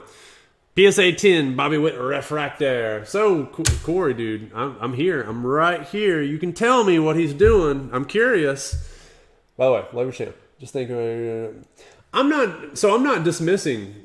Don't get this wrong. I'm not slandering him in any way, and I'm not insinuating that he is altering cards. I'm not. I'm literally saying I have no idea what he's doing, but he does have a solution that he sells. Because I've seen it being advertised. People talk about it on blowout cards. And if he does have an ability to remove roller marks, I would love to know. But I don't know of any way to remove roller marks, because you can almost... I don't know if you can actually feel the roller mark, but the roller mark is going into the card surface itself. I'm just sitting back thinking, what in the world could you do to make that thing disappear? So, okay, yeah, maybe I can watch some of those videos. Again, I don't watch many other YouTube channels out there. So, yeah, I would love to actually see what exactly he does. But, again, usually if I see roller marks, I'm not going to submit those cards anyway. So... I will typically throw those into my toss pile, and that's it. Now, if it's dirty, if it's got fingerprints on it, or if it has like a white corner on the back, I will flip that up, but I'm not really exploring any other avenues to make roller marks go away. Because from my experience, I just haven't had any luck doing it with anything that I do. So, nothing for me. I have an excuse. Yes, I highly advocate to spit on a lot of things, including your sports cards. So, spit is probably the cheapest and best acting detergent to clean your cards. Especially chrome. Now, I would not necessarily spit on a heritage card, like a paper stock card. So don't spit on those. And those usually don't have surface scratches, or not scratches, but surface gunk on them anyway. Those, again, just use your microfiber cloth, clean it really good, and you're fine. But yeah, the chrome stuff, you got to spit on a lot of those. Speaking of which, I'm passing over some good cards here. So these, and this is why I like buying this type of stuff, because this entire conversation that we had about cleaning cards and spitting on cards, these cards, I literally can just buy them from eBay, and I don't have to touch any part of them at all. I'm going to spit on them. I don't touch them. I don't have to touch them weirdly. I literally just take them out and put them in a clean penny sleeve and card saver, and they are good to go. I love buying these cards.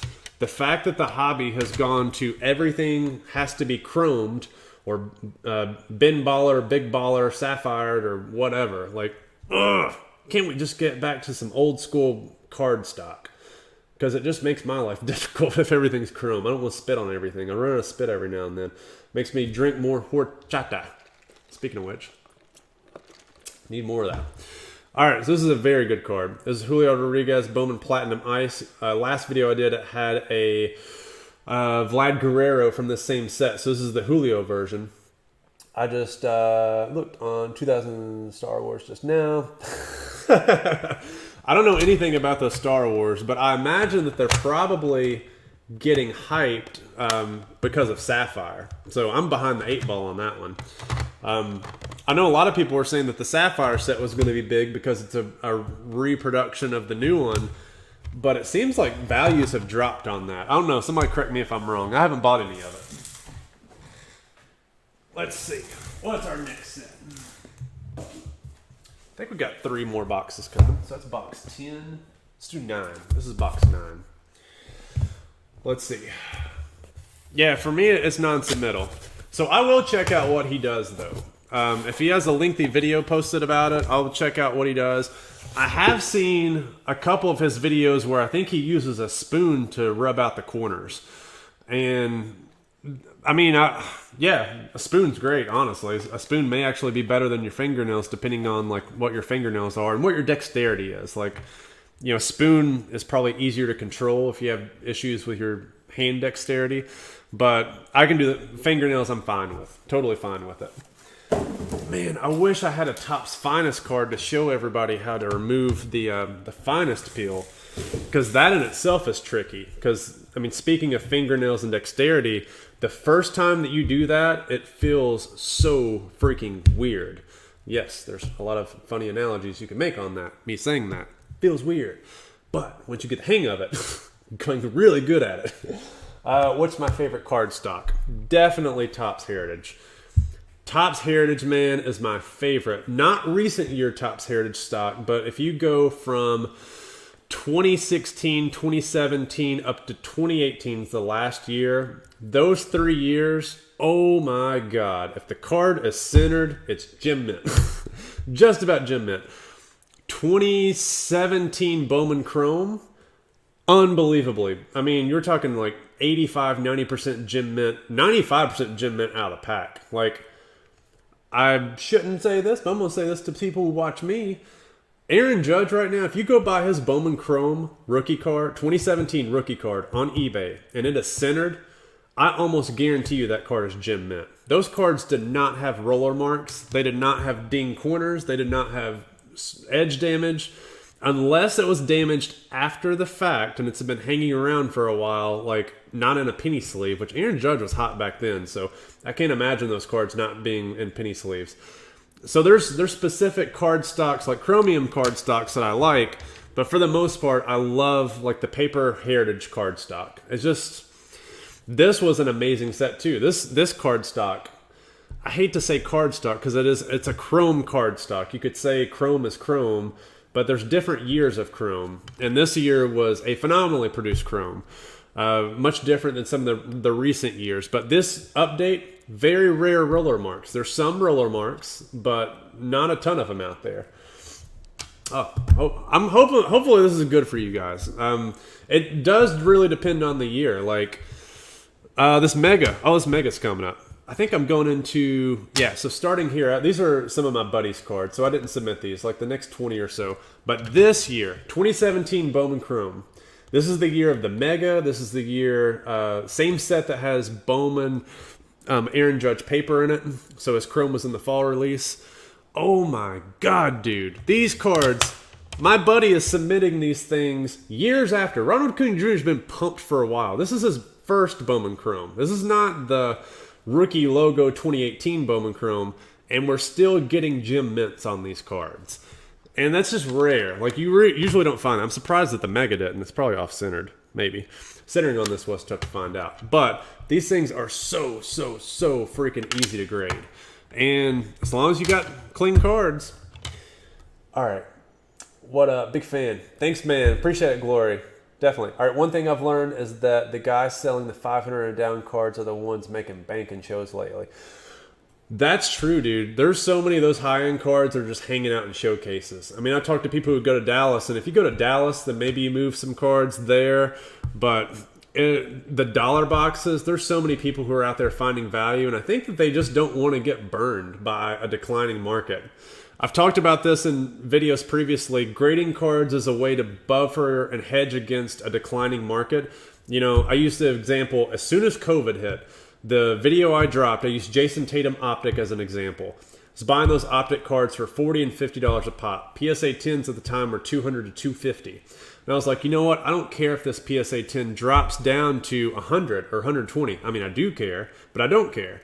Because that card, I'm still going to double my money on it after I grade it. It could lose 50% of its value, but I still double my money. Now, it's harder to do that now. You can find $50 cards and get them graded for $250. And it's a hedge against a declining market. But I think the people that don't grade, they've seen the declines in the market so much, they're like, I don't want to lose all this paper value. I want to, lock in something that may have some upside. But if there's a downside swing, it's not going to be as painful as it was in 2021 and early 2022. So you're right on, dude. I don't think people want to lose money. Like the non-border Topps Chrome 2018, easier to absolutely. Dude, 2018 Chrome was very, very clean. Update and regular Chrome. Just whenever they crank the presses, like with Prism and Topps Chrome of recent years, 2019, especially 2020, 2021, it's just so freaking dirty. It's so dirty. I've got cards over here in boxes. I could just show you examples of like how dirty these things are. And it's like, ugh. All right. Let's see. 2016 Bowman's Best Atomic Autos. Coolest looking cards ever. Oh, yeah, dude. Yeah, people forget. Judge did have a 2016 that year. Dude, he had, I want to say 2015, he had a Bowman Chrome, but I don't think he had a Bowman's Best autograph. 2016, he had a Bowman's Best, and then 2017 was his Bowman's Best rookie autograph. But 2016 Bowman's Best, those are such cool cards. I graded a ton of those, man. Such a cool set. Corey Seager rookie year, Kyle Schwarber rookie year. That takes me back, man. I was in residency at that time. Definitely love all the knowledge. Sold the Acuna Mega PSA 10 for $350. I don't know, dude. I'm not as sold on Acuna as a lot of other people. It's probably blasphemous to a lot of people. Of the big four, so what's the big four? The big four kids that were up and coming. It was Acuna, Soto, Vladdy, and Tatis. Tatis got popped with steroids, so he's gone. Acuna keeps getting hurt, but he also has antics on the field. Like, the antics are cool if you're Ken Griffey Jr., backwards hat, like me, whatever. But you're rubbing like Freddie Freeman the wrong way. And if you're rubbing Freddie Freeman the wrong way and Freddie Freeman doesn't like you in the clubhouse, there may be something going on. Not sprinting out stuff. So I'm not as big of a fan of Acuna as a lot of other people. I'm a big fan of Soto. I have no idea what's going on with him this year. I think he just went to California to started smoking a bunch of weed, doing a bunch of drugs. And now he's just like, I don't know how to hit baseballs. I'm just too high. I got paid $250 million, and I'm just going to do drugs for the rest of my career. And I'm going to be a 200 hitter. That could be what Juan Soto's doing. I don't think that's the case. I think he's probably out there just... I don't know what's going on. I have no idea what's going on, dude. Manny Machado went out there, and he actually started hitting like this year. So, who knows? Jose Cruz Jr. 97 in a dollar box. Dude, what a throwback. That is a throwback. Jose Cruz Jr., for those of you that don't know, he was the hobby darling in 1997. He was supposed to be the next, Griffey, or that mold of player, like the Griffey, the A-Rod, like he was the guy. And dude, he was hot. 1997 Bowman Chrome, like that was the first year of Bowman Chrome. He was in it. He was in Bowman's Best. Bowman's Best, they already had Bowman's Best for a while. Bowman's Best was the first Chrome product. I released a video last year and it had no views, and it's because it's over Bowman's Best, like the top Bowman's Best rookie cards of all time. People forget, you had Topps Finest, and then the next thing after that was Bowman's Best. And Bowman's Best was the prospect product before all of them. Finest was not a prospect product. Topps Chrome Baseball is not a prospect product. 96 Topps Chrome Baseball sat on shelves. 96 Topps Chrome Basketball sold because it had Kobe and Allen Iverson. But there's no rookies in 1996 Topps Chrome. It was Bowman. Bowman was the home of the rookie card. I mean, they advertised that on the box. And then 97 Bowman Chrome had Jose Cruz Jr., but Kerry Wood eventually supplanted that with his 20K game against, I forget who he pitched against, but it was his rookie year. Next thing you know, his rookie card is $80 in Beckett for a base card. And at that time, that was kind of unheard of. You know, once we got to Albert Pujols' year, things changed. Because at that time, we had autographs, we had serial number cards, we had huge investment. Ichiro and Albert Pujols, that year was insane. I mean, I was 14 years old, and you couldn't find baseball wax anywhere. It was a sight to behold, man. So cool. Best play is Ohtani, then Soto, and maybe... So I still think Ohtani is by far the best long-term bet. I mean, what he's doing is just... We are literally going to be looking back. We're all going to be dead in 100 years, and whoever has our cards is going to be like, they got to watch that Ohtani guy play. He could pitch and hit. And no human since then has ever been able to do it like him. They can't. He runs faster than Michael Vick. Literally runs faster than Michael Vick. He is a better hitter than Mookie Betts, and he's a better pitcher than, I can't think of anybody good. He's a top 5 pitcher. Let's just put it that way. It's always a random list of who's the best pitcher. I mean, you got Max Scherzer, Clayton Kershaw, Justin Verlander, and then a random hodgepodge of people after that. So, okay, Ohtani's not better than those 3, but I would say he's 4th or 5th. I mean... So, 1995, let's see. Oh yeah, dude. Dude, Nomo made... And that's because I think Nomo was probably the biggest... Man, did I lose my feed? Daggone, I don't know why that stuff just falls off. 1995 Hideo Nomo, dude. That's why Ichiro hype was so high, because Japan was basically saying, you know what, Ichiro, or Hideo Nomo, you're our guy. We're putting all our eggs in your basket. And then Ichiro comes out and he's like, Hideo, hold my beer. You know, I'm just going to hit 350 in my rookie year. And did he win MVP that year? Can't remember. Or he did eventually win MVP, but it's like... And this guy also looked like King Griffey Jr. because he was just cool. He had swag. He was in Seattle. Backwards hat. Nike athlete. Glasses. Just such a cool dude.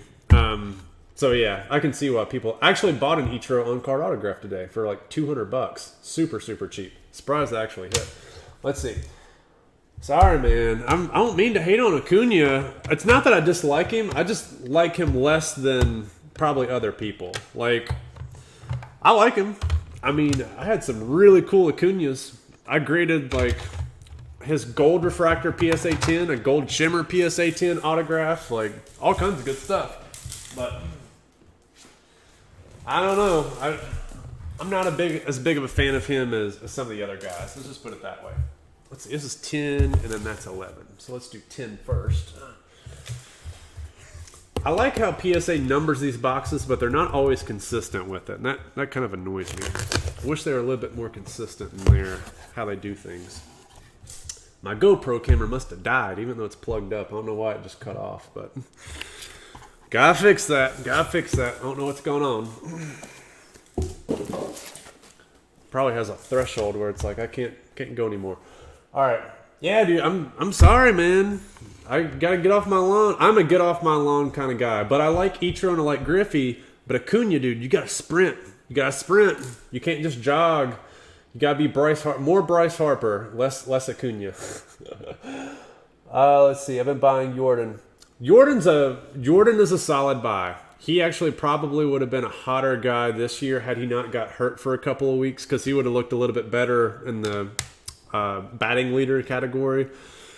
He's going to be a good buy. I'm actually buying a couple of his Topps Pristine autographs, or at least I'm trying to.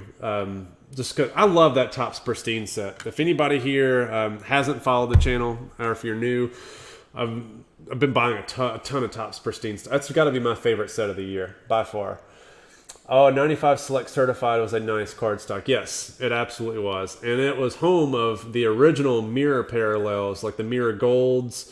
Those, like the Griffies and the Jeters, the ones that are, SP'd to like 25 or 30. Those are some of the OG baseball 90s cards that, those are the people, like, if anybody's heard of Magic Papa, the massive King Griffey Jr. collector, Probably has the best Griffey Jr. collection out there, but those are the cards. Whenever people say, hey, show your nice Griffies, he just lays all those out. And I'm like, dude, the PCs that some of these guys have are just nutty. Just so nice. I don't have any, my PC isn't nearly that nice because I do a lot of flipping. A lot of these guys, they're just at a position where they have sat back and collected throughout the years, and they've just amassed some incredible collections.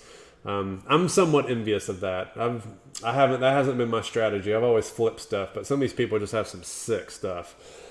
Crazy Ichiro War is not too crazy, but Otani's war, it all comes from pitching and hitting. Like, he's literally two humans. I mean, which is why, how do you value his contract? I mean, you could value it based on war, I guess.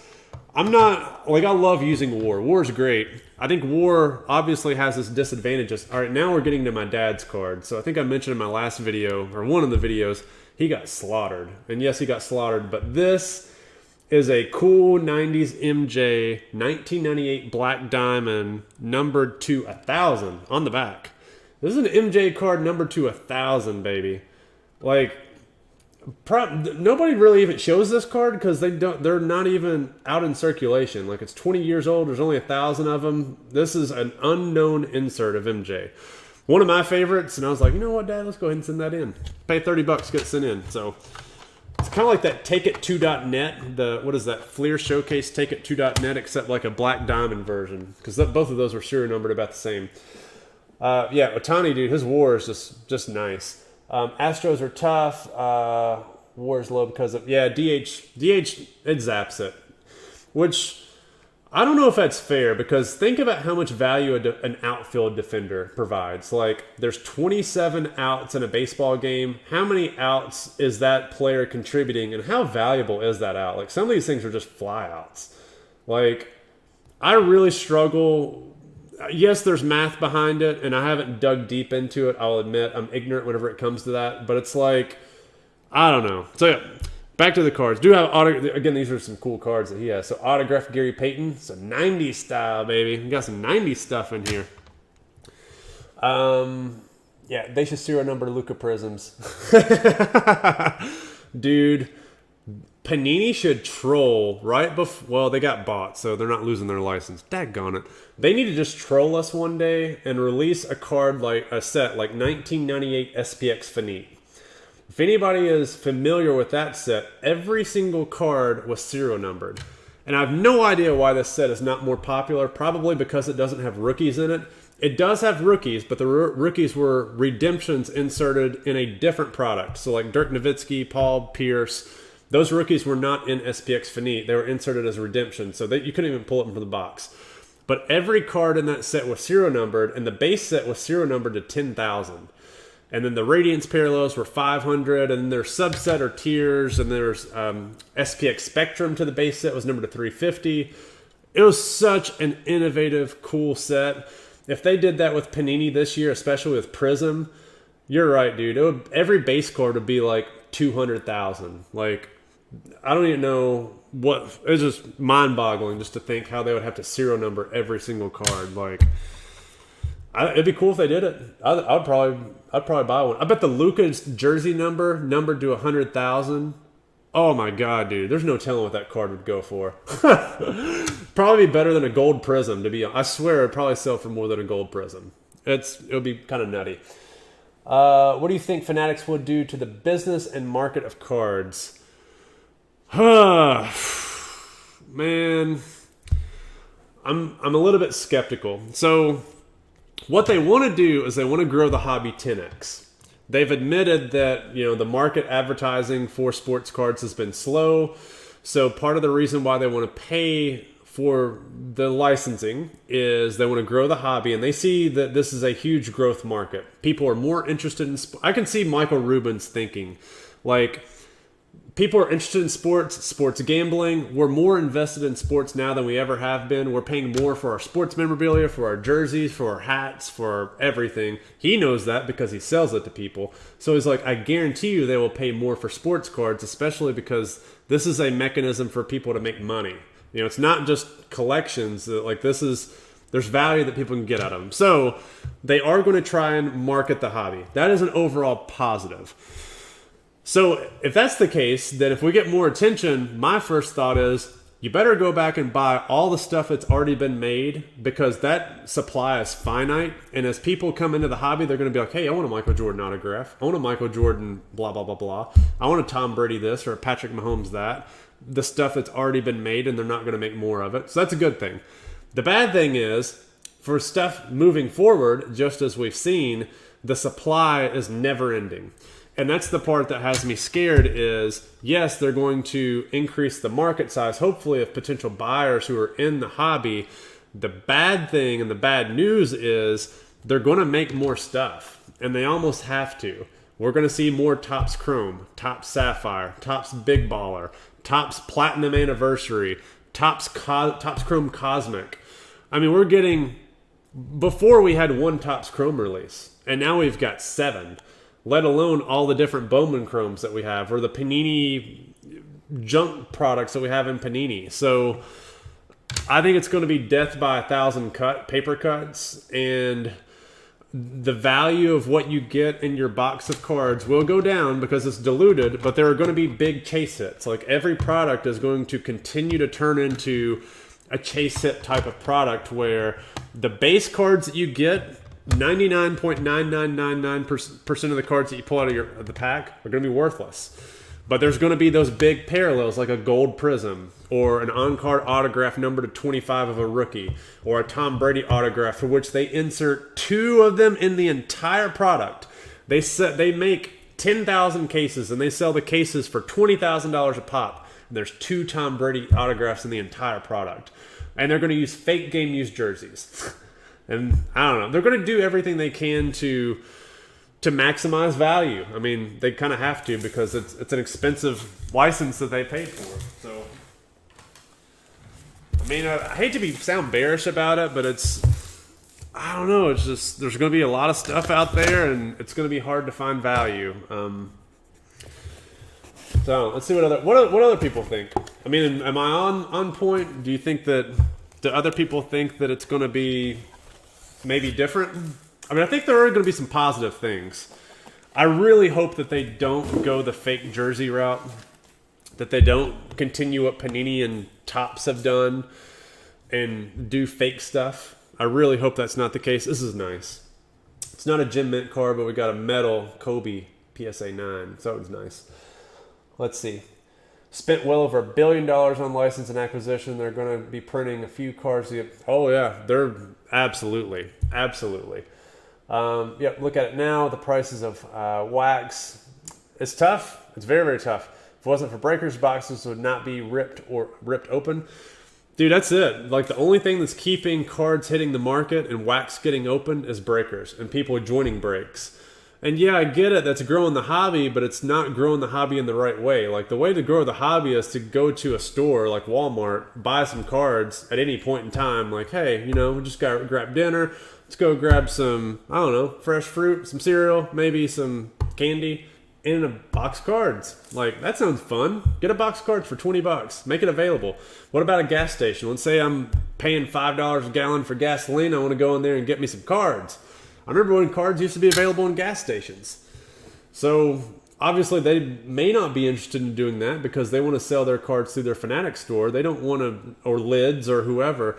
They don't want other folks to get that margin. So I see that they're cutting out inefficiencies. So the wholesalers, like cutting out GTS or I think that's GTS. All the big distributors, cutting them out, and how they've just been sitting on warehouses full of wax. It's disgusting, man. What has happened in the wholesale distribution of wax and the hoarding of wax, like, it is common knowledge that these companies are sitting on hordes of wax dating back to 2017, like pallets of it, slowly milking it out into the marketplace. And it's because they know the secondary market and breakers they'll pay it. Like, whenever breakers need product, they'll just go out and get that product. It's so freaking gross how they are doing this, and just, I don't know, dude. So it's not been good. Breakers have not been good for the hobby. They've grown an audience on YouTube, and that's been good, but at the same time, it's not been the growth of audience that we need in terms of collectors and buyers and people who look at cards and say, hey, this is cool, I appreciate this. It's people who just want a lottery ticket. They want a National Treasures autograph that has a fake jersey in it. They don't even care that it has a fake jersey. They don't care that Flawless doesn't have real jerseys. They just want something that they know they can sell for a lot of money. And at that point, why not just go to Vegas and spin the roulette wheel? Like, I can do better in Vegas than buying a break of Flawless. Like, so, yeah. Let me catch up with some of these. Let's see. Pretty sure they will do Fanatics Blaster Day. That'd be cool. If they had blasters at the ballpark, that would really would be cool. I'd be okay with that. Expand where the cards are at, baseball stadiums, ballparks. I would be totally okay with that. Easy to market cards at games. Hard to find value for the last year and a half. 100%, man. As it relates to wax, I've stopped looking. I used to be one of those people who would go to the store and buy blasters. I can't do it anymore. Like, there's no value. And it's not even, I want to beat the rush of the people who are shooting each other for wax at the stores. It's to the point it's not even worth my time to go even look for it anymore. Nice. Hey, brother, man. What's up, Fraylin? How's it going, dude? See you in just about every video, so I'm glad you actually got to check this one out. So awesome to see you, brother. Or Little League Snack Shack. That would be cool. Yeah, man. That'd be sick. Dude, think of some innovative ways to put product in the hands where people are like, I'm at the game, I'm emotionally invested, somebody just hit a home run, that's cool, let's go buy some cards. Like, yeah, totally. Like, get it close to people. Show cards, lots of value. Just don't look at the ultra modern. That's true. That's very true. Don't look at the ultra modern stuff at all. Feel bad for the old time LCS owners. I do too, man. Because the bad thing is they've been loyal for so long, and now they're just getting undercut and cut out by, big breakers who are spending more money. Honestly, and the distributors are not being loyal to the people who basically kept them in business for decades, especially during dark times. Like 2007, 2008, 2009 was not good for wax people. It was still good in the hobby if you were buying and flipping, but that's whenever you could literally get a case of Topps for like $400, $500. Heck, you get 2018 Topps Update for $500, $600 a case pre-order. I think it went on sale, if I'm not mistaken, as late as 2018. Let's see. This one's pretty interesting. So we've actually had this card since whenever Bowman's Best came out in 1996. So this is one of my dad's PC card. Well, I mean, we opened a bunch of this stuff. So all these cards are still kind of my dad's. Not that one's not. But the cards that look like this. So they call this one men's size. I mean, yeah, maybe they came out of the pack that way, but I mean, we had this card since 1996. So it either came out of the pack men's size or they got that one wrong if they thought it was trim. So all right, let's see some of these other comments just to catch up. When mega boxes were at $19.99, they were fun to pick up and rip here and there at $39.99. Oh, totally, dude. Totally. The prices today, $19.99, it's okay to get kicked. And, if you get kicked in the nuts, it's not that painful. It's like a $19.99 kick in the nuts. When you're dropping $50 bills and you get kicked in the nuts, it just hurts after a while. Like, I don't like that. Really don't like that.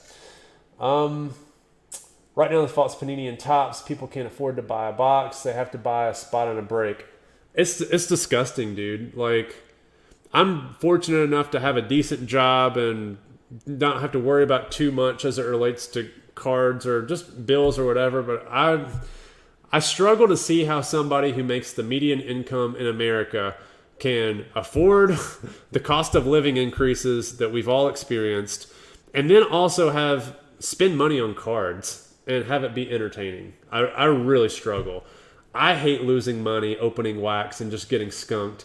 I can't imagine someone in middle of the road who's making ends meet who drops $300, $400, $500 on a box of cards and just gets absolutely smacked in the face. I mean, part of it's on them. They shouldn't do it. Like, don't buy it. I have not ripped open a box in, I think the last thing that I opened was a 2018 Update Blaster, Topps Update. And it's because I had Juan Soto and Ronald Acuna Jr., and I got a Juan Soto, graded it, sold it for $100. So I did well on it. But I would never open wax today. Ever. All right, I'm coming in on the last couple cards, so I gotta get through these comments first. So apologize for slow rolling. They will, let's see, right on Panini's fault. All right, they will sell retail and hobby overpriced, too hard to qualify for fanatics. Yep, they're gonna keep making them go expensive. Tyler, is this why I like your strategy? And even Elite Co, you're buying stuff that collectors would want, not just flipping to the flippers. Yeah, totally, man. Like, that's the one way to buffer yourself against any potential downturn is this, if you buy stuff that is collected and has limited downside, it's not just the pump and dump stuff that the flippers want, like the shiny Prism Select, newest thing on. I go to these card shows, and you all have probably seen them in some of the videos, and you'll just see some of the display cases.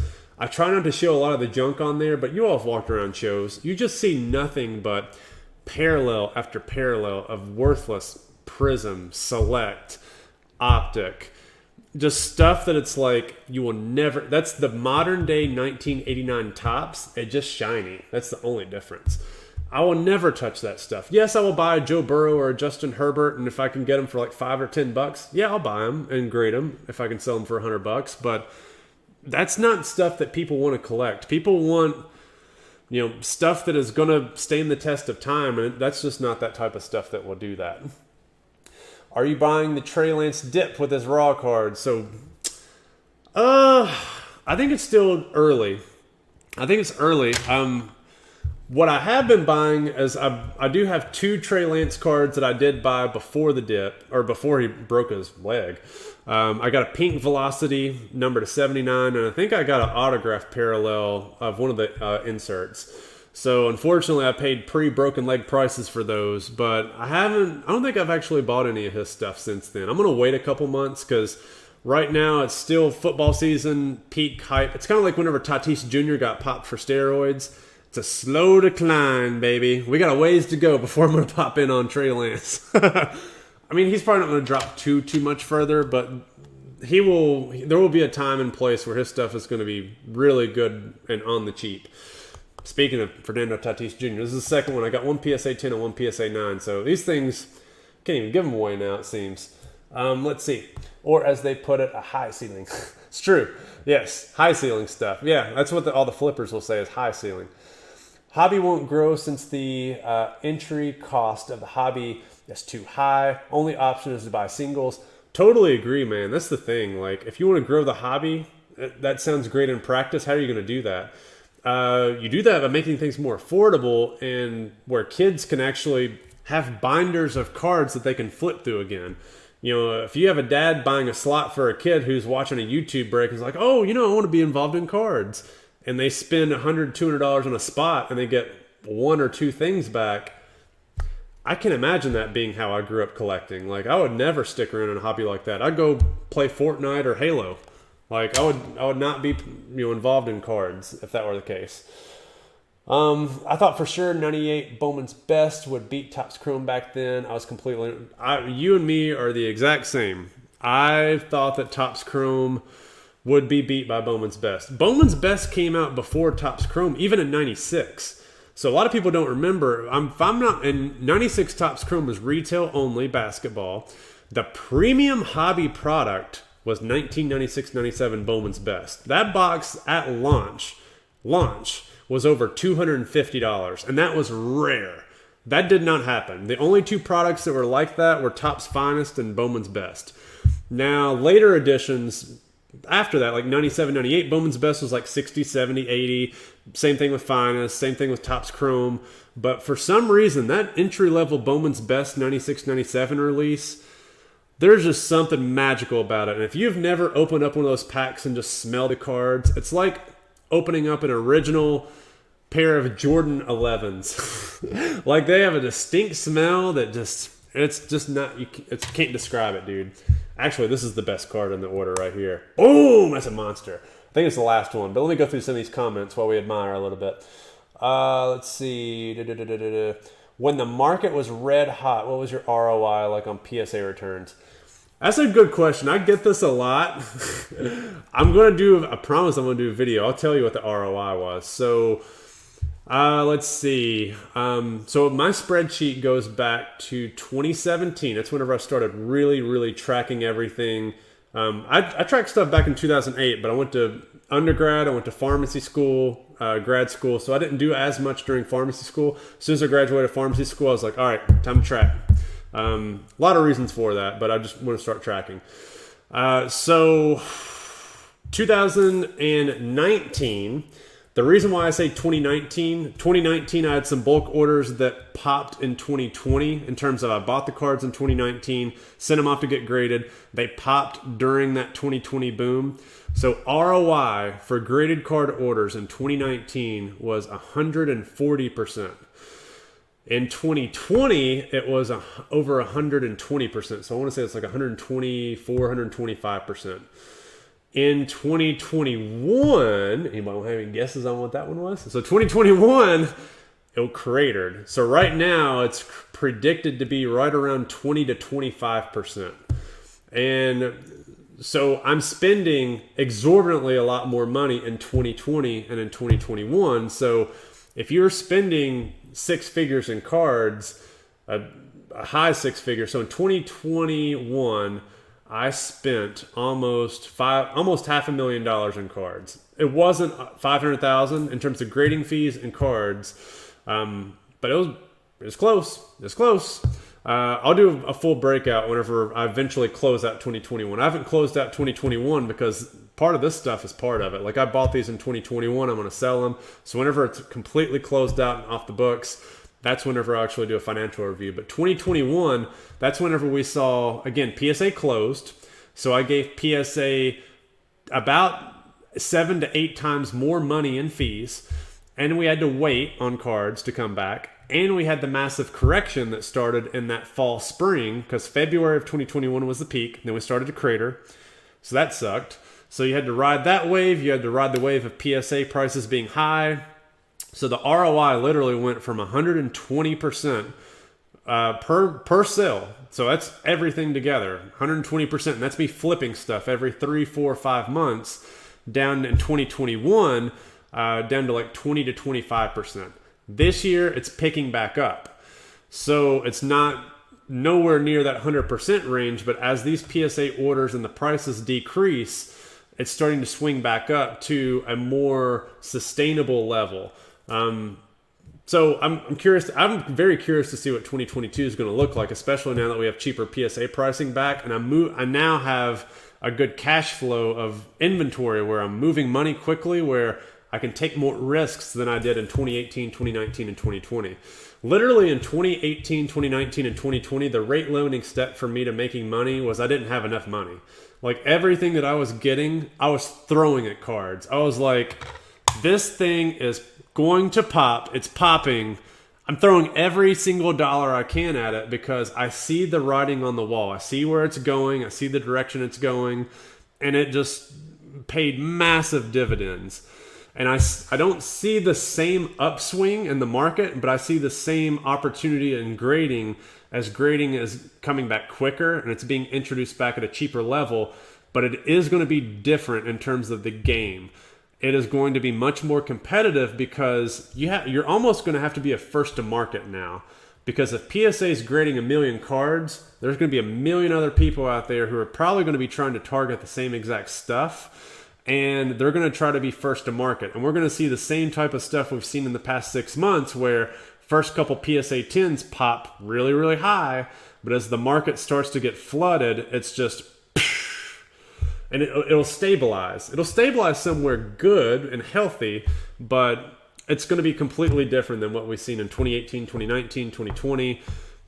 Hopefully way better than 2021. Let's see. That was a long answer. Let's see. Me hate him after inspired. Yeah. I'm not a big Trey Lance fan. Never understood buying Trey Lance. Apparently he has a horrible processor. He's a bad computer for a brain. Buy us men's World Cup 2022 players. I'm buying women's. So that's a good point. I know a lot of people do that. I'm not big into soccer, so I don't really know the cycles of when that stuff happens. But there's going to be increased interest. That's always going to be a good strategy as interest builds up in an event that's about to come. Like there should be some type of bump that happens there. Tony Pollard is the best football investment right now, by the way. Might have to check him out. I'll be honest, I have no clue who he is. I've actually heard the name before. I can't. Is he like a backup quarterback? Honestly, I'm completely ignorant whenever it comes to him. So I'm the type of person, I will tell you I either know something or I don't. Like, I know what I know. I don't know what I don't know. I'll actually look into him though. I'm pretty excited about that. 250 in 1996. Jeez. Yep. It's pricey. Bowman's Best is pricey. Have you noticed how some Bowman True Colors outsell Atomics? Do people realize the history of atomic refractors? It frustrates the crap out of me. I think one of the reasons why is because the Bowman's Best atomic refractor does not have the same parallel pattern as the original atomic refractor. So going back to that true 1996-97 basketball atomic refractor look, I wish they would bring that back. But baseball, it's still the same atomic refractor pattern. It's the cracked ice. I mean, Panini stole it. That's essentially what a cracked ice is. But I agree. I don't know why people don't appreciate the atomic refractor. That was the OG premium refractor. It was OG. So they had refractor, and then the next parallel that they introduced was atomic refractor. And it's like, guys, why are we not giving it its day? It needs to have it. No, man, you didn't miss a whole... Well, you'll get to catch up, Toa. You're good. How's it going, dude? Glad you got to check in. Got here late also, Brave. No worries. Just got done watching Tyler's PSA of him 2 days ago, and I'm double bonus. I'm live, man. I know. I threw this up last minute, so it was about an hour heads up. What saved me from some massive losses is selling graded stuff. I was in the red on and buying and trading raw, then grading. Found that was the fastest way to recoup. Totally. So the analogy I've used, and I've said this in previous videos, is, I hate to say real estate because a lot of people may not know, but if you're, now's a bad time to buy real estate. I'm not an expert, but if you're buying a fix and flip, so you buy a house that's kind of needs some work, if you put in a little bit of work into that and you fix it up and flip it, that's kind of like a sweat equity type of way to increase the value.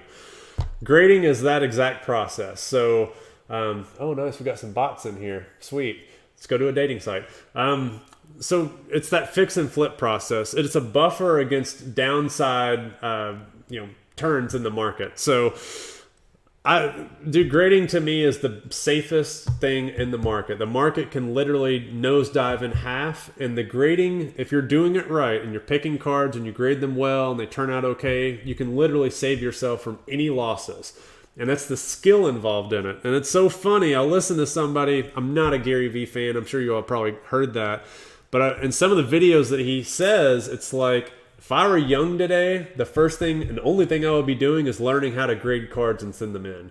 And he's 100% right. Like, as weird of a guy as that guy is, he does see opportunity. He can identify it. And he's 100% right. Like, grading is the safest bet in the hobby. It's not investing in cards. Like, we've seen investments. People have invested in 86, 87 Fleer, MJ rookies. Or they've pumped them. Let's just put it that way. Even those aren't safe. There are safe MJ investments out there, but there's so many things that are prone to manipulation and so many things that are prone to collapses and overproduction. Whereas grading and flipping things very quickly, dude, it's so safe. You can hedge against future losses. You don't have to hold on to something and wait for it to appreciate over time. It's just a safe way to be in cards. Yep, agree. Love grading. Agree with you, Texas. Thanks for the in-depth, detailed answer. You definitely have a higher risk tolerance than most. So the higher risk tolerance, I've gotten that only because in the beginning, like I was very, very strict. And you all, if you go back to some of my earlier videos, you'll see what I graded. And man, I was very, very strict in the criteria. Now I'm able to take some risks now. Like, I've gotten the money stash built up where I can just start buying stuff that I really want to buy, that before I would be like, dude, I can't buy this because I only have so much money that I can allocate to this on a monthly to every 2 month basis. It's slowly snowballing and the snowball is building up. But now it's to the point where it's like, I'm good. If I see something that I want to buy, I can actually go out and buy it. And it's a great spot to be in. So if you snowball and get up to that point, it's fun. You can definitely take some risks. Matt Turk is heading into the Hall of Fame. He only had 3 cards ever, and his rookie isn't on eBay unless you buy the whole set. Are you serious? Dude, this is another person I don't know. Matt Turk. All right, I'm jotting these things down and going back. That's actually pretty good. People want to have a Hall of Fame collection, so hate to bring up the name again, but I think Crit Cards is going to be a catalyst for a new era, cracked slab era. You're not wrong. So I think cracked slab area, just to touch on that, I mean, yeah, you can bring him up. I don't have any issues with him. Actually, I'm going to check out his video. But yes, cracking slabs, and it's not just cracking slabs to maybe fix a surface or some flaw in a legal way. Just saying that for those of you joining late, not trimming or anything like that. But also cards that may have just been undergraded, like PSA may have just missed it. Or I've shown you all examples of PSA graded a card a 6 and I sent it to SGC and it came back a 10. If there's a card that clearly looks like it's off, I've done this going all the way back to 2008. 2008 Bowman Chrome, what was it? Not atomic refractors, X-fractors. X-fractor lines. So you today can still go buy Beckett 9 Bowman Chrome X-fractors that have the horizontal bar line. Beckett grades those as an 8.5 surface grade. PSA does not knock that as a flaw. I've cracked three that I know of. They were prospects back in the day. Beckett graded them a Beckett 9 with an 8.5 surface, and on PSA they came back PSA 10s. I quintupled my money on it. So there's a ton of cracking slab opportunities out there. It's riskier because some people have tried to do that with like high-end Brady's, for example, like SP Authentic.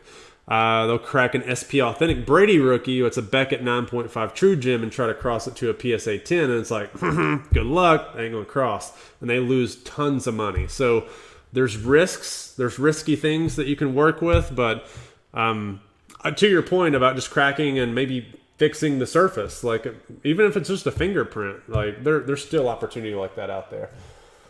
What's the best way to deal with reselling the raw cards you buy that end up not being grade worthy? So for me, I would say the best thing is consigner. So if you all have seen any of my eBay stores, I've sold some stuff on my channel. I would say a lot of people, if they click on it, they may know that I grade cards. And I say specifically in my description, if you plan on grading cards, do not buy these. They will not gem. Not that they likely won't, they will not. Now I haven't highlighted if a card has a crease or soft corner, stuff like that. And my raw auctions were horrible. They were not good. They're so bad. The best approach is offloading them to a consigner. DC Sports is probably the best raw card consigner out there. His fees are a little bit higher than, say, somebody like Probstein. But Probstein now, he used to prioritize those things. Now if you send him a ton of raw cards, like I have a box sitting over there, if I send them to him, graded cards, they get listed same day. Raw cards, they may never get listed. They may get lost. So I think sending it to a place like DC Sports Cards is probably a good one. I've submitted one thing to DC Sports Cards, like one raw card order. Fantastic service. I'm very happy with it. I'm debating sending those in versus selling them on my own, just so I don't have to deal with the hassle of doing it. But I would say consigner is probably the best route. Let's see. I like to crack PSA 9s and go for Beckett 9.5s. I know the more popular direction is for PSA 10. Tons of value PSA 9. You're 100% right, man. You are 100% right. PSA 9s to Beckett 9.5, there's a ton of value there. It's card specific, obviously. There is a premium on Beckett 9.5s versus PSA 9s depending on the card. Some of the higher end echelon cards, you may see a smaller variance and price difference. We need Beckett to be back to what Beckett used to be honest. Like, to keep PSA honest, but also to just be competent and just be a viable competitor. It's amazing to me how the value fluctuation has changed so quickly. Beckett used to be right up there with PSA. Not always better, but they were competent and commanded a premium very close to PSA, if not at, very close to. And now it's a shame kind of what they've become. I am likely going to be reaching out to their CEO. So Beckett has a new CEO. And I want to begin inquiring about interviewing groups on my channel. Really just to pick their brains about the future direction with Beckett, where they see grading, what the thought process is behind the slabs, but also where they see themselves being positioned in the marketplace over the next 3 to 5 years. I'd love to have Nat Turner on, for example. I'm likely going to be reaching out to these groups as I get a little bit better with these live streams.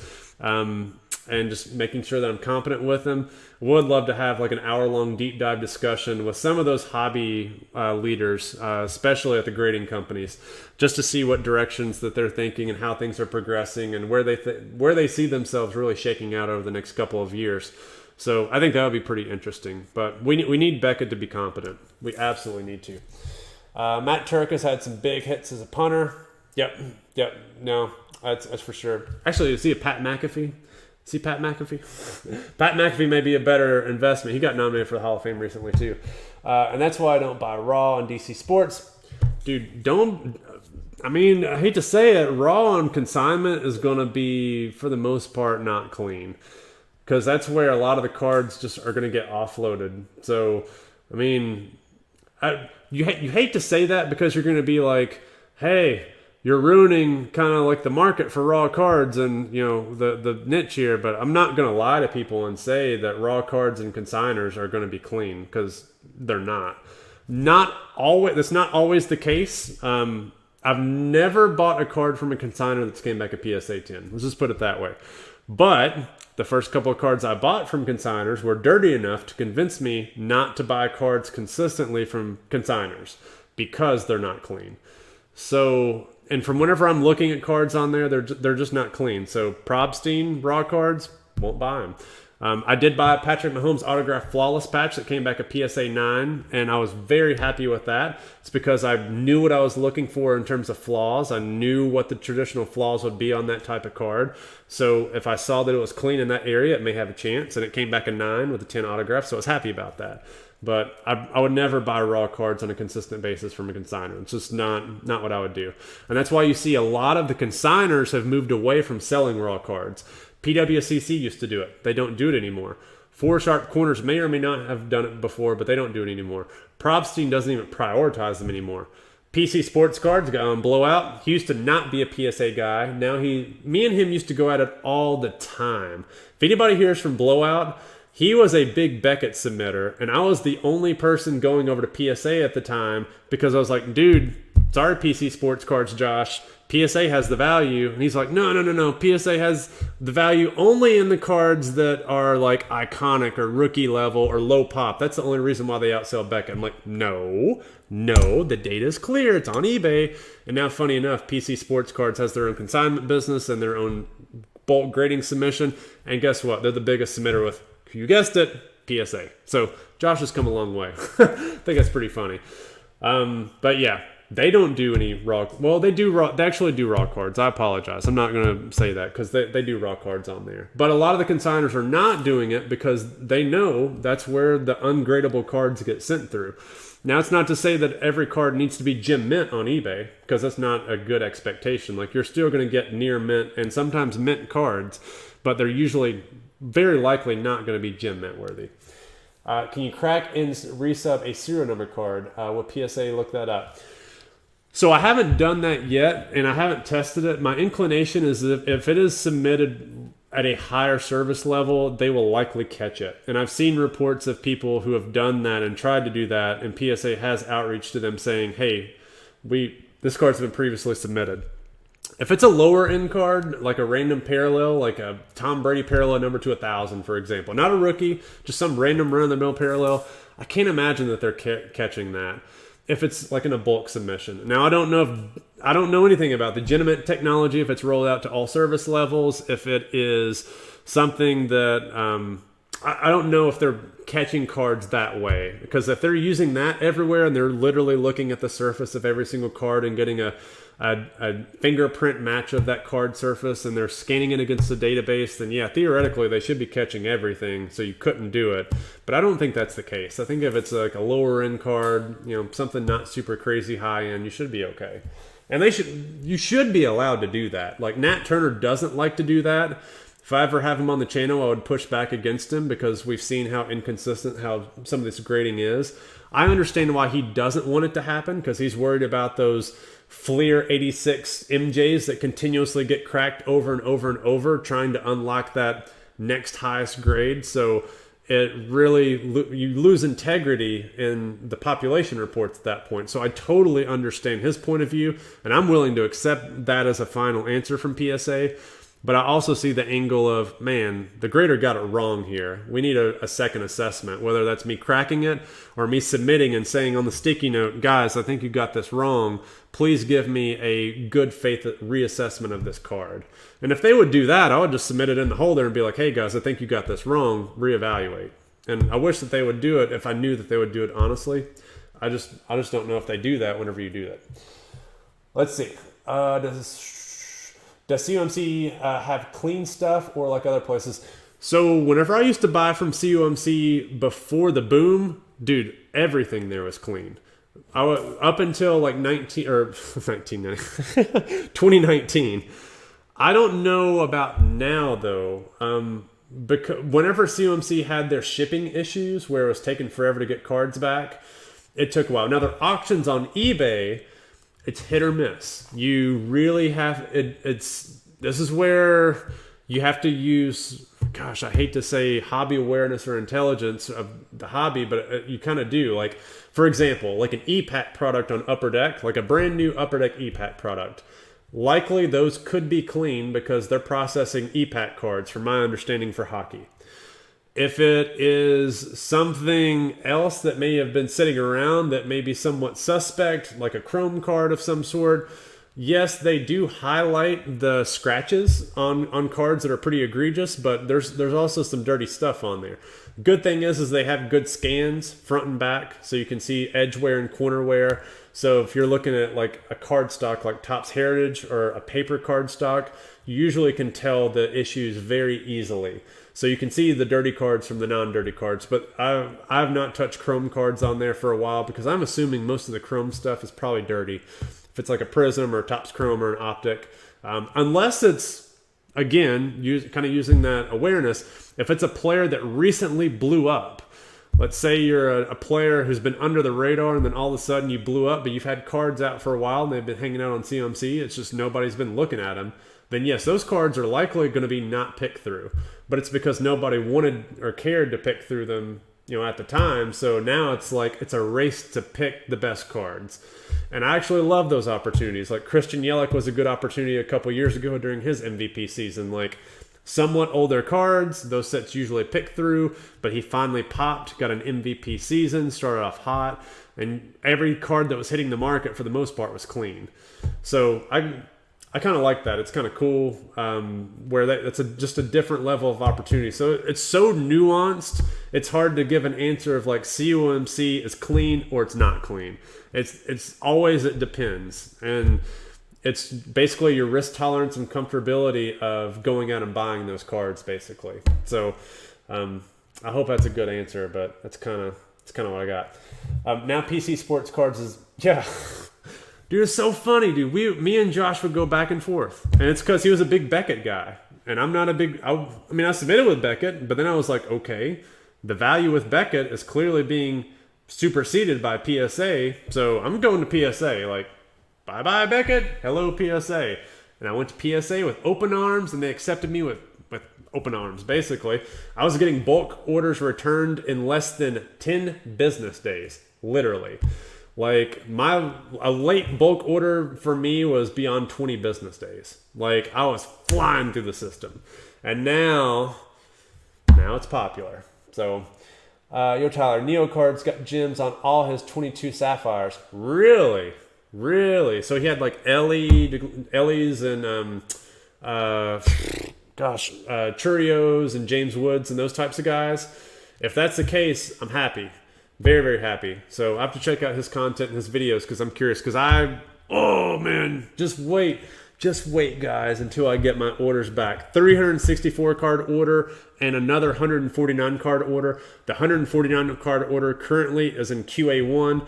The 364 card order is in the grading stage, and it is full. I've got like 20 to 30 Ellie de la Cruz Sapphires, Jackson Churios, 20 to 30 Mega Ellies, James Wood Sapphires and Megas, autographs of stuff like this in there. It's just going to be beautiful. So beautiful. It's going to be so beautiful. Can't wait.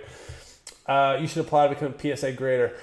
When you get the job, you give yourself 10s. Dude, I would do it if they let me work from home in Phoenix. But right now I got a pretty sweet gig. I'm a pharmacist and I work from home, so I love what I do currently. If Nat can pay me the same as what I do now, I would totally do it.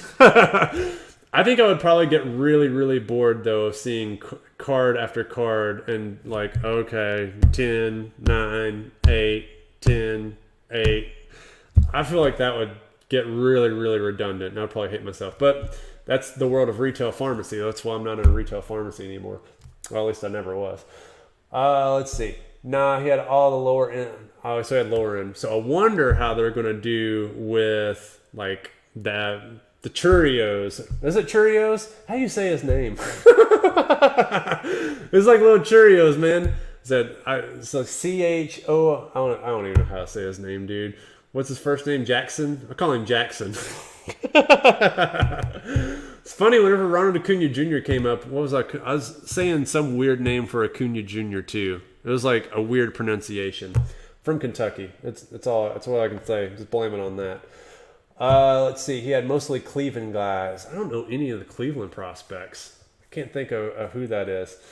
Yeah, dude. He's definitely going to be a stud. He and Ellie... Oh, man. And James Wood, to me, is a mini Aaron Judge, but I'm not saying that in that he's going to hit 61 home runs. Don't mean it that way. He's just like, he's a mammoth human being. 6'7", hits for average, had a wrist injury this year, so it kind of sapped his power earlier in the year, but eventually he's going to start going. Action Jackson, baby. I'm going to start saying that. That's a lot better than Cheerios. If I start using Cheerios, I'm going to start putting Cheerio boxes on the screen every single time I have his name. And every single time I get a 10, it's going to be a little Cheerio. Neo had 4 Sapphires, 2 Cleveland players, his Giants player, and an orange Denzer. I wonder if they were all autographs or if they were base cards. If they're autographs, that's really going to make me cry. If it's the base cards, that gives me hope. But, man, if it's the autographs... Oh, the Indians guy. That's the... Jorge Valera. Pretty sure it was the Valera guy. The Giants player... Yeah, I can't remember the Giants player either. Yeah, I can't think of it.